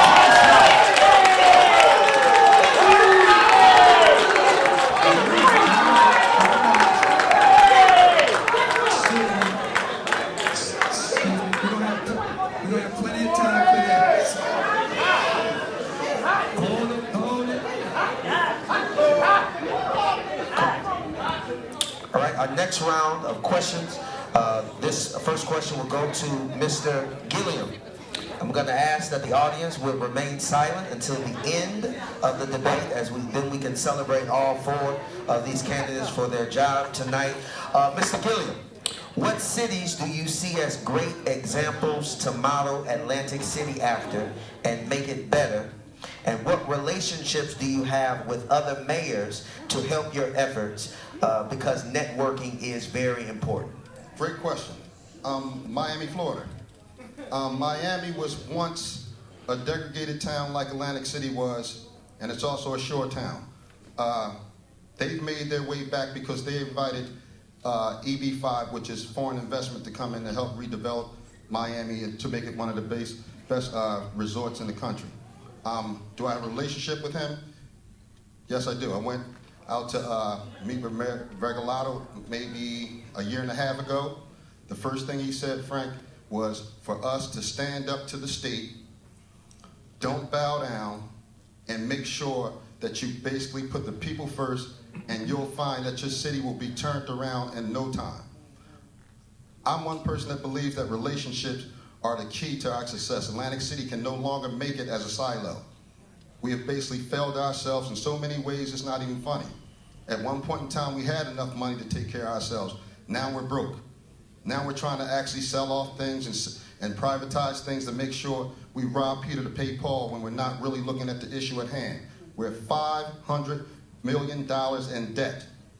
Folks are talking about cutting this, cutting that. You can't cut yourself out of this because you have to look at your debts before you can make sure that your balance sheet is your budget sheet is balanced, excuse me. So relationships has always been my key because that's how I go and find out other ideas to bring back to the city. Thank you, Mr. Gilliam. And that's what I'll continue to do. Mr. Whitehead. Same question, yes, sir. Well, some great examples of how cities grow is Washington, D.C. and Baltimore. And yes, Catherine Pugh, I helped her get elected down there, and she's doing a great job with Kevin Plank, who's interested in coming and investing up in Atlantic City to do some investment. Muriel Bowser, who's an empowering African-American woman, is doing great jobs down there in Washington, D.C. And both of these mayors have already told me, Jimmy, you go over there and get elected as mayor, and I'm not making a joke, I really do want to work with the president of the city council in the future. And they said, we're willing to come up there and partner and bring some strategic education and workforce training programs to Atlantic City that are currently working in Baltimore and D.C. So I have the experience not only at that local level, but also I've already been talking to people at HUD and some of the other government federal agencies about some additional funding in here. So at the end of the day, I am the one candidate, again, that has nothing to do with these problems, and I have solutions, and I'm already working on solutions. I'm not waiting until I get elected. I'm trying to bring money up here now for these babies. And the only way it's going to happen, you got to get rid of the past. You got to elect the future. You got to go for change. You created casinos, you roll the dice again, but this time come up as a winner. Because don't look back 4 years a day and say, I wish I had voted for Jimmy Whitehead because my life is worse. Give yourself a break. Give yourself a mayor that will deliver the goods for you. And also, more important than you, your children. Let's make your children rich. Let me help lead your children to prosperity. Mr. Whitehead, for your response. Mr. Small.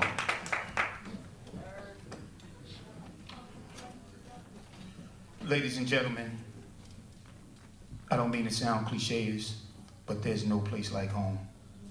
There's no place in the world like the city of Atlantic City. And I'm a firm believer that you have to inspect before you expect. Wrap that around your head for a second. Inspect before you expect.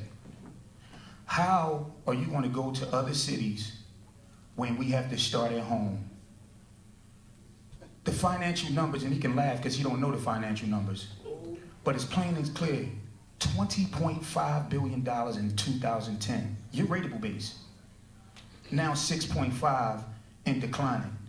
That tells me right there there's no city in the country that's going through the financial turbulence that the city of Atlantic City has went through. The tax increases through the years. I'm a perennial networker, so yes, I have relationships outside of the city. But we have to check at home first. And when we do that inspection, we have to implement the things that make Atlantic City great. And as I stated, it starts by getting out of it financially. And I'm the only candidate in the race with the experience. I'm the most accomplished candidate. My education is in question. And I've demonstrated. I'm not up here talking. Everything I say, fact check it. You can't do the same with everyone else. Because they stand on the sideline. The last thing he said was the mayor of Miami told him to stand up and fight. Well, my opponent, Mr. Small. My opponent sat down and ran when Thank you, Mr. Small. Mr. Abuda. We talk about networking. But if you look at Atlantic City right now, ask some of these opponents, who have they networked with while in office? Look at your city. We can talk about how good we are and what we have done, our educational level, but what about the people that are suffering right now that may not have made it to your educational level? That's the problem. We're too busy bragging and boasting about who we are, but not focusing on the people out there. And when we talk about me parading around with Don Guardian, let me explain something to you. I volunteered with this man to bring transparency to the community. Why? Because he did not know the African American community. Did he keep his promise? No. But maybe if Mr. Small stopped networking with DJ Wu Kid, DJ Capri, throwing his balls, then maybe we could have real transparency in Atlantic City. And most of his followers party with him only just to get ahead with him. We don't need a leader like that. We need new leadership. Fareed Abdullah, G12, June 6th. Thank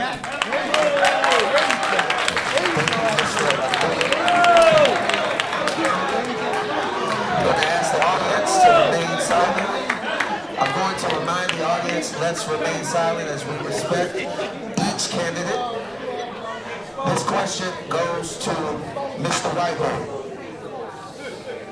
Mr. Whitehead, what is your opinion on domestic violence, drug epidemic, and youth violence? And how would you work to correct these problems in Atlantic City? Okay. First thing I do, I start with some prayer, which was the first point of my plan. My economic plan was prayer first. The second thing I would do, I would meet with the brothers and sisters that's dealing with the crime. Because when I did rebuild LA after the Rodney King riot, the first thing I did when I went out there, I didn't go meet with the police. I met with the Crips and the Bloods, and I said, listen, you brothers get together, and you can show the other brothers and sisters how to stop violence. So first, I'm very comfortable with my own people, okay? That would be the first thing I do. Then I would start talking to them about jobs. Because when I got calls from back Maryland the other day, after the young man was killed, unfortunately on Mother's Day, they said that the people at back Maryland were saying, you know what? We need to talk to the candidate who's talking about jobs. I'm not talking about I don't like you, you don't like me, and personality thing. No, I'm talking about jobs. So the way we would deal with it is with the community first, pray about it, get with our families, and then form some partnerships with law enforcement. But don't start out with partnerships with law enforcement first, because that's not your mom and daddy. Let's start out with our mamas and daddies first and our families, and then go to the police officers and say, look, let's work together. But we got to bring some jobs, ladies and gentlemen. If you don't have no jobs, the same brothers that's out there hustling to feed their babies, they're going to be back out there hustling again, because if you don't give them no jobs, you don't give them a choice. So my key is God, family, and jobs. Thank you, Mr. Whitehead. Mr. Small. Ask that again, please. What is your opinion on domestic violence, the drug epidemic, and youth violence, and how would you work to correct these problems in the city? Well, first of all, let's start with domestic violence. I don't have a domestic violence issue. You can't say the same about individuals on this stage. Secondly, any man that put their hands on a woman is a coward. And I'm sure each and every one of you can identify with that. If that was your mother, your sister, your grandmother, you wouldn't like it. As far as the drug epidemic, that's a part of my social change agenda. Ladies and gentlemen, Atlantic Avenue and Pacific Avenue is horrible. And we have to stop that. And under my plan, we're going to partner with John Brooks, other agencies, to come here in the city of Atlantic City, because we know a lot of it comes from Greyhound therapy, but at the end of the day, they still God's children. And as far as the violence in the community, yes, I represent the 2nd Ward. And a lot of the crimes have been happening in the 2nd Ward, and I take no comfort in that. I hurt with the families. I'm out there on the scene. I'm working with the police to provide solutions. As my meeting tomorrow, 4:30 in the community center. And as far as this confused individual, Mr. Fareed Abdullah, talking about the party, he wasn't saying that when I gave him a free ticket to get in. And this is the same individual who's confused. First he wanted to be the 2nd Ward councilman, then the 3rd Ward councilman, then the 4th. And every time he loses, He skips town. He goes right out of town on another agenda. So tell me like it is, buddy. Yes. When it comes to domestic violence, it is not a good thing.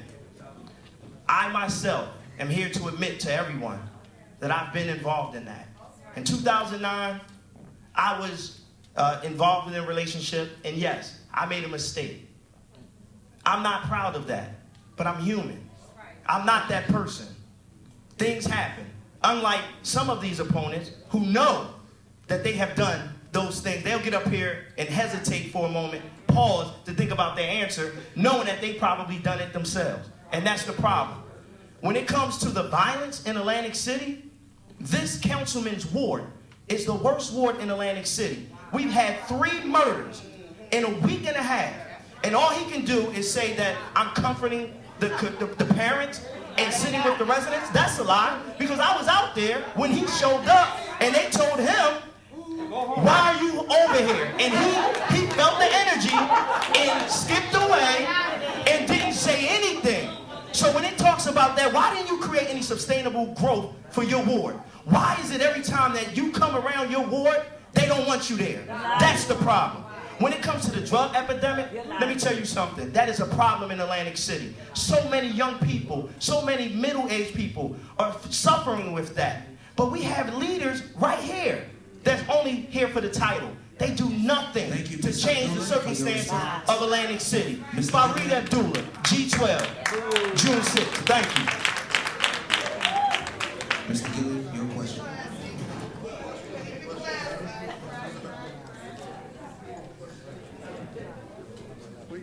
What is your opinion on domestic violence, the drug epidemic, and youth violence, and how will you work to correct these problems? All those things are byproducts of misunderstanding and an inability to express yourself and resources. Domestic violence is something that shouldn't happen to any woman. Drugs is something that shouldn't happen to any human being. You should not have to worry about violence. But the key is you got to start somewhere in terms of coming up with a solution. I've basically walked through about 3 of these exercises, and I've heard that Frank Gilliam doesn't do this, he doesn't do that. I do much more than this and that. What we do is, for the past 10 years, we've been taking kids on college tours. For the past 7 years, we do PSAT, SAT boot camps.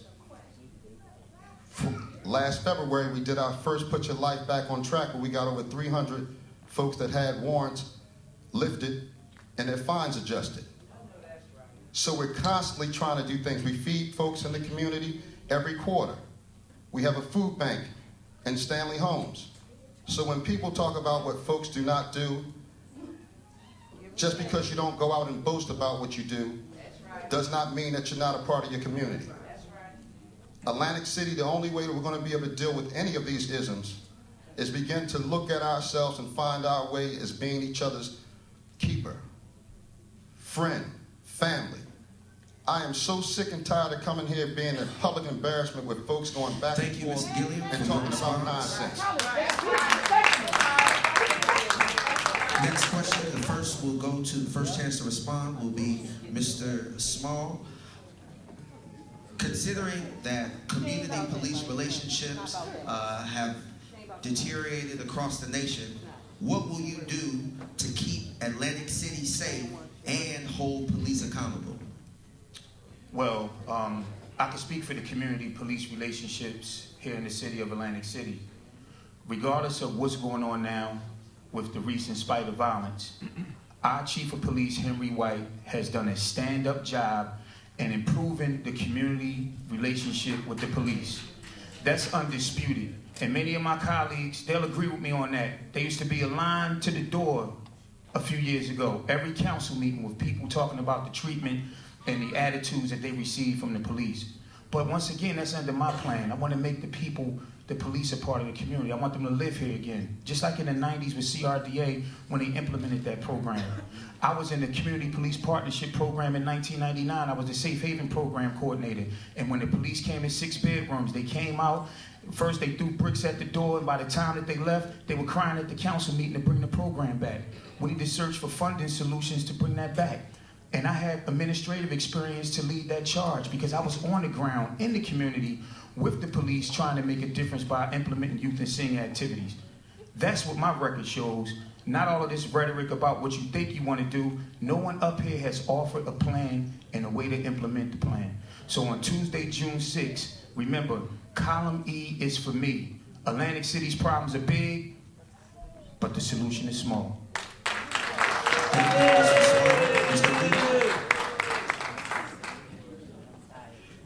When it comes to community and police relations, we already know that a lot of the police officers in Atlantic City, they don't have any respect for a lot of these young men. Someone told me the other day when I was knocking on doors, they said, we don't need more policing. We need the police and the residents to find a common ground. And that's not happening. The problem is that we have not had leaders to bring that initiative to the forefront. When police are out here doing things right, we have to praise them. When they're doing things wrong, they need to be punished. I believe that the police need to live here in Atlantic City. Why? Because they need to know these residents. And once they understand what's going on here in this community and not taking their money and leaving, going offshore, then we can have transparency. But I want y'all to understand something. The solutions are not small. If you have a small solution, then you have a small mind. And that is the problem. That's why we don't have any type of transparency, because we have the same rhetoric, a small mindset. It's time for a big mindset that's going to include each and every last one of you. On June 6th, vote Fareed Abdullah, G12. Thank you. No. Mr. Gilliam.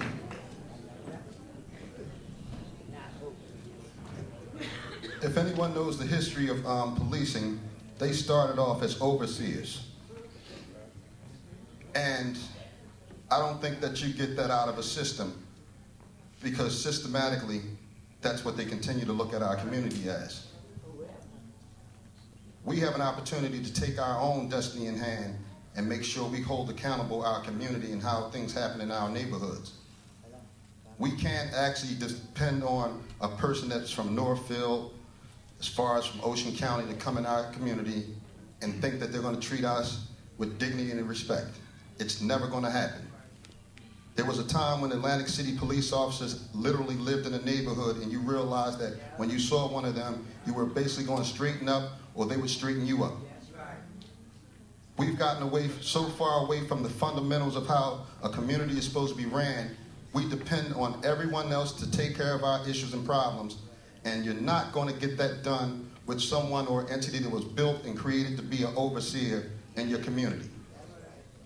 What you can do is you can hold them accountable when they are beating our children up and they end up getting a pass from IA, but taxpayers have to pay for the civil suit. Councilman Small may not agree with much, but he'll know that in those back rooms, when those police officers are basically costing us millions of dollars, I've literally said we Thank should you, basically... Mr. Gilliam, for your response. We should more or less... Thank you, Mr. Gilliam. Mr. Wagner.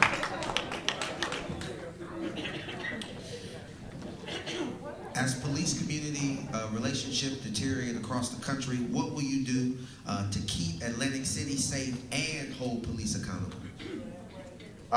Well, first, as a veteran Navy man, I have great respect for anybody that wears a uniform to keep our nation and our community safe.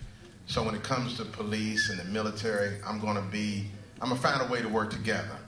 But again, I got to go back to the parents. It starts at home. I don't want the police to raise my son or daughter. I don't need the police to tell me how to raise my family. I'm a good enough parent. I was a single father. I raised my son and daughter by myself as a single parent. Okay? And I dealt with them like a father. But the police never knocked on my door to tell me there was a problem with my son or daughter, because I was the police in my house. So I don't want to put the responsibility on a police officer, but if a police officer steps out of place and does the wrong thing, that police officer needs to be taken down because it's the law. And we're all Americans. And even though there was a thing called slavery, and even though there's still an economic bondage in our communities, we are free. And we have a constitutional right to live as free people without being beat down. But it ain't going to change unless you change your leadership in your city. You have an opportunity to change the future. Jimmy Whitehead is the future that can help change. These gentlemen, I like them. I don't love them because I don't know them well enough to love them. But I can tell you this, if you vote for them, you can get the same thing that you have for the last 4 years. You'll be back here 4 years from today. Thank you, Mr. Whitehead. Saying, I wish I had Jimmy Whitehead. Thank you, Mr. Whitehead. The final question will be given to the candidates, and Mr. Abdullah, you will have the first response. If you do not win in June, what are your plans, and will you support the Democratic ticket? Great question. If I am not victorious on June 6th, I will continue to go to college. I'll be working on my master's next semester. I will continue teaching, but this time I will do it full time. Right now I'm a long-term substitute teacher at Pennsauken High School. I will continue to fight for Atlantic City residents. But yes, I would support any one of these gentlemen. We can get up here and throw shots at each other, but the ultimate goal is to beat Don Guardian. And I hope that when we leave here tonight, that we can put our differences to the side and get behind the person who wins. Collectively, individually, we need to unite Atlantic City because this is our last chance. So yes, I will definitely support whoever wins, if it's not me. But I plan on winning, and I hope that they will support me. Thank you. Thank you, Mr. Abdullah. Mr. Gilliam, same question. My position has been yes from the first time that question was asked, maybe 3 or 4 weeks ago, to right now. It's really a simple process. Everyone in this community understands that the process means that if someone wins, that don't mean that you lose. A teammate understands that when you have someone who's leading and they're capable of leading and you lose, you're not really losing if you attach yourself to something to make sure that you keep winning, because it's never about a dead end. It's always about trying to figure out and solve how we can all get to the promised land. So I am adamant about supporting whoever wins, because if they win, I win. We're still all African American men here. We shouldn't be trying to actually figure out a way how to kill each other or cut each other down, because at the end of the day, we still have to go out into the community and still end up being someone's father, someone's brother, someone's sister. It has to stop. Now is the time for us to literally start to heal ourselves by looking ourselves in the mirror and saying that we're responsible for making sure we achieve our goals together, opposed to making sure that we kill each other and close each other down. Atlantic City is one of the best places on earth, and because we have treated it like mud, it's the worst place on earth. And on June 6th, thank you, Mr. Gilliam, column for your B. response. Mr. Whitehead.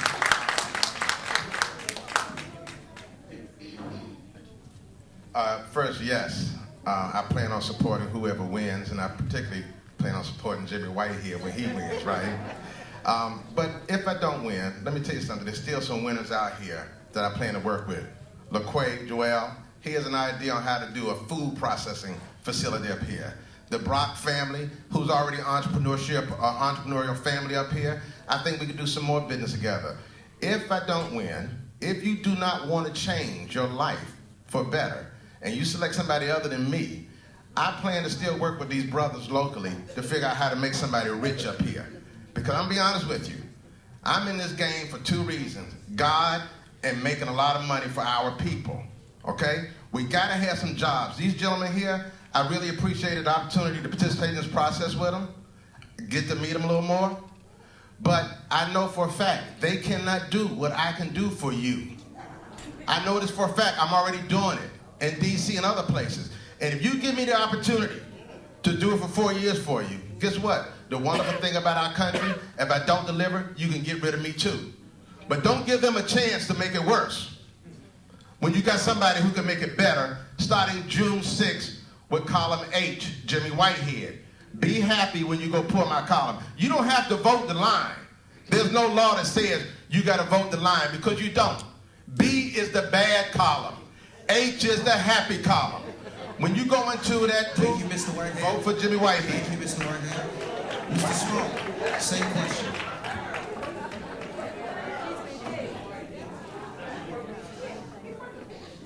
All right, ladies and gentlemen, it's simple. And we've had about 4 of these debates now. In every debate, the same question is answered. In every debate, a candidate gets up here and says, oh, we don't have to tear each other down. We're in the community. We're African American. We're family men. We're this.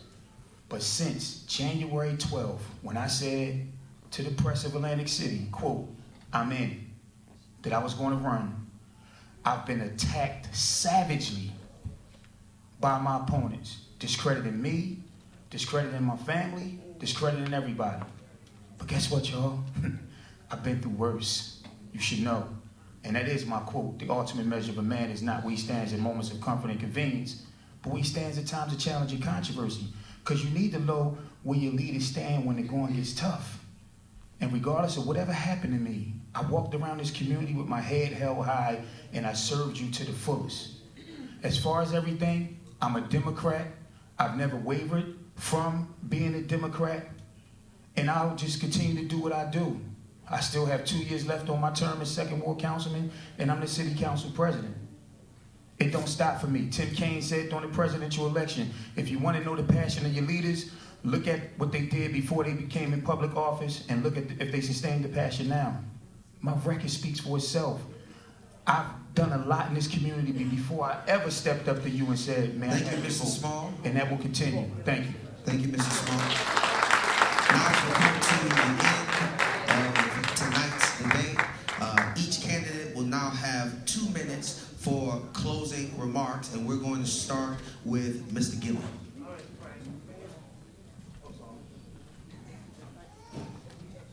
I want to thank everybody for coming out tonight. I want to thank the NAACP for hosting this. I want to thank the individuals who actually are seeking a seat that I'm going to have on November the 3rd, 6th actually. But more importantly, Atlantic City is at a crossroad. And because we're at that place, you have to look within yourself and figure out who you want to lead you into the next generation of Atlantic City. We've been told all kind of misnomers. We've heard jokes. We've heard chatter. But the one thing that you have to understand, that your vote means everything. So when you go cast your vote on June 6th, make sure you don't go by A, you don't jump over to E, you stay where things are balanced. Column B. Because we need balance and order, and we do not need an individual coming from out of nowhere, because he says he would love us if he knew us. Where did he come from? Why is he here? We have another candidate that understands that all he does is point fingers and cause other people, you know what I mean, disharmony. That don't work either. Atlantic City needs healing. Atlantic City needs courageous people to lead them. And Atlantic City will have what they're supposed to get when we go out on June 6th and vote column B, so we can bring balance back to Atlantic City, some order and respect, and someone that's going to stand up with integrity, that don't have a checkered past, that does not have any personal issues, but will stand in front of the folks that take from us and tell them it's our city, it's our time, and we belong here, and we're staying here, and this is where we're going to live and die to the death of us. Thank you.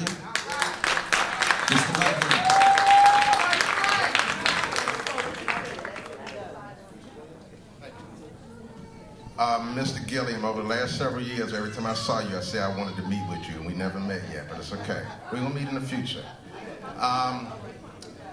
Let me tell you this. This is serious, and I want you to know how serious this is, this cybersecurity thing. Oh, also, Fareed Abdullah, Mr. Weeks, I don't know you much, but I love you a lot because both of you gentlemen are brilliant young men, and you are the future. Thank you for doing what you're doing, really. I want everybody, I'm just going to say this one more time, vote for me on November 6th, on June 6th. But I want you to go and talk to your family. If you got anybody that does not live close enough to you to walk to, make plans for an emergency. Because when that cybersecurity terrorism strikes our electrical grid, America will be without electricity for 15 years. You will not be able to call your daughters in college. You will never be able to reach nobody else. So I'm telling you, be the leadership of America being safe. Go and research it. It's a very scary situation we're in right now, ladies and gentlemen. And you could be the centerpiece of this recovery, and your children can have a future making money and keeping America safe. But these gentlemen up here can't do it. They haven't been outside of Atlantic City for business purposes. They can't go to D.C. and identify grants to educate your children better. They don't know how to lower taxes because for the last 8 years, all they've done is raise taxes. So don't believe it when they say, vote for me and I'm going to set you free. No. They've already cut deals with some of these guys up north. Okay? They've already done some of these deals already. And as soon as they get elected, if they got elected, the next day, they're going to start talking about, oh, we got to raise your taxes because we're going to get this developer over here a tax rebate for 20 years. I'm telling you the truth. On the first day, I will sign an executive order for no tax increases for 4 years. First day. Okay? You could do a lot if you put your mind to it. Thank you, Mr. Whitehead. Thank you. Mr. Small.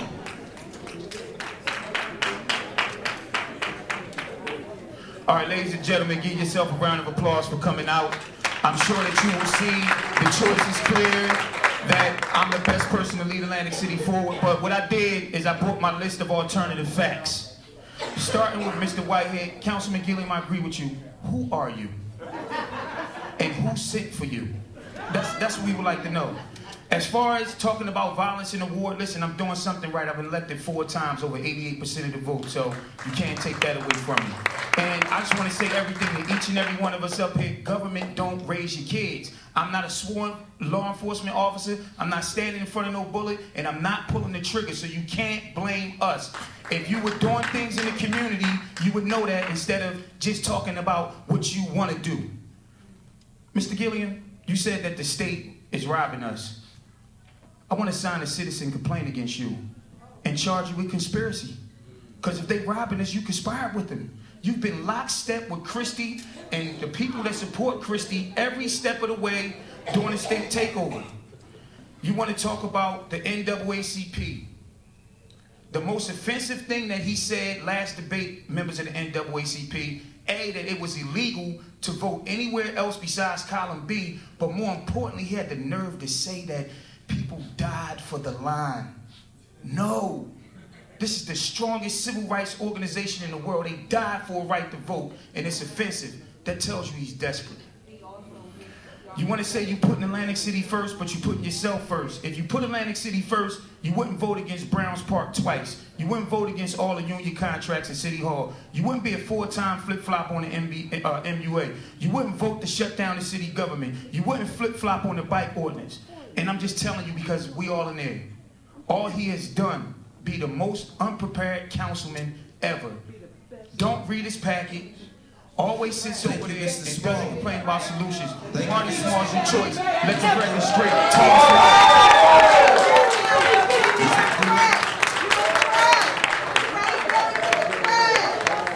And this Atlantic City is the problem. This is the problem right here. Division. Imagine if Mr. Gilliam was elected into office as mayor. Mr. Smalls already stated that he will still have 2 more years left. He's council president. That means that Atlantic City, nothing won't get done because he will block everything that Mr. Gilliam would try to do. But when Fareed Abdullah gets elected, he won't have that opportunity to do that, because I will galvanize each and every last one of them. I have no issue working with Mr. Small. I have no issue with grabbing Mr. Gilliam. He likes to do planning and financing. Why not bring him on board? Why not work with Mr. Whitehead? If he has ideas about cybersecurity, then let's sit down and let's find a way that we can bring those jobs to Atlantic City. Each and every last one of you, you have ideas, but none of those ideas get out there to the forefront because you're just a number. And as long as you are a number, who are you? They look at you like you're just a vote. Because if you look at the state of Atlantic City right now, where is the transparency? Where is the unity? There is none. Right now, we have to unite somehow, some way, so that we can bring Atlantic City back for these young people. They're out here, they have no vision. They're not knowing what to do because we continue to fight amongst ourselves. It is time for us to find leaders that is willing to love one another. After this election's over, I hope that we can all sit down and work together. That is what is needed in Atlantic City. I am that person that will bring that change. Fareed Abdullah, hold no grudges. I am the true leader and will be the mayor. June 6th, vote G12, Fareed Abdullah. Thank you.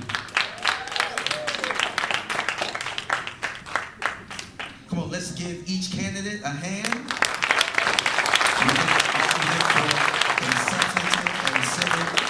Debate today. I want to thank everyone for coming, and we want to thank the NAACP for giving us this opportunity to make an informed decision on June 6th for who our next city leaders will be.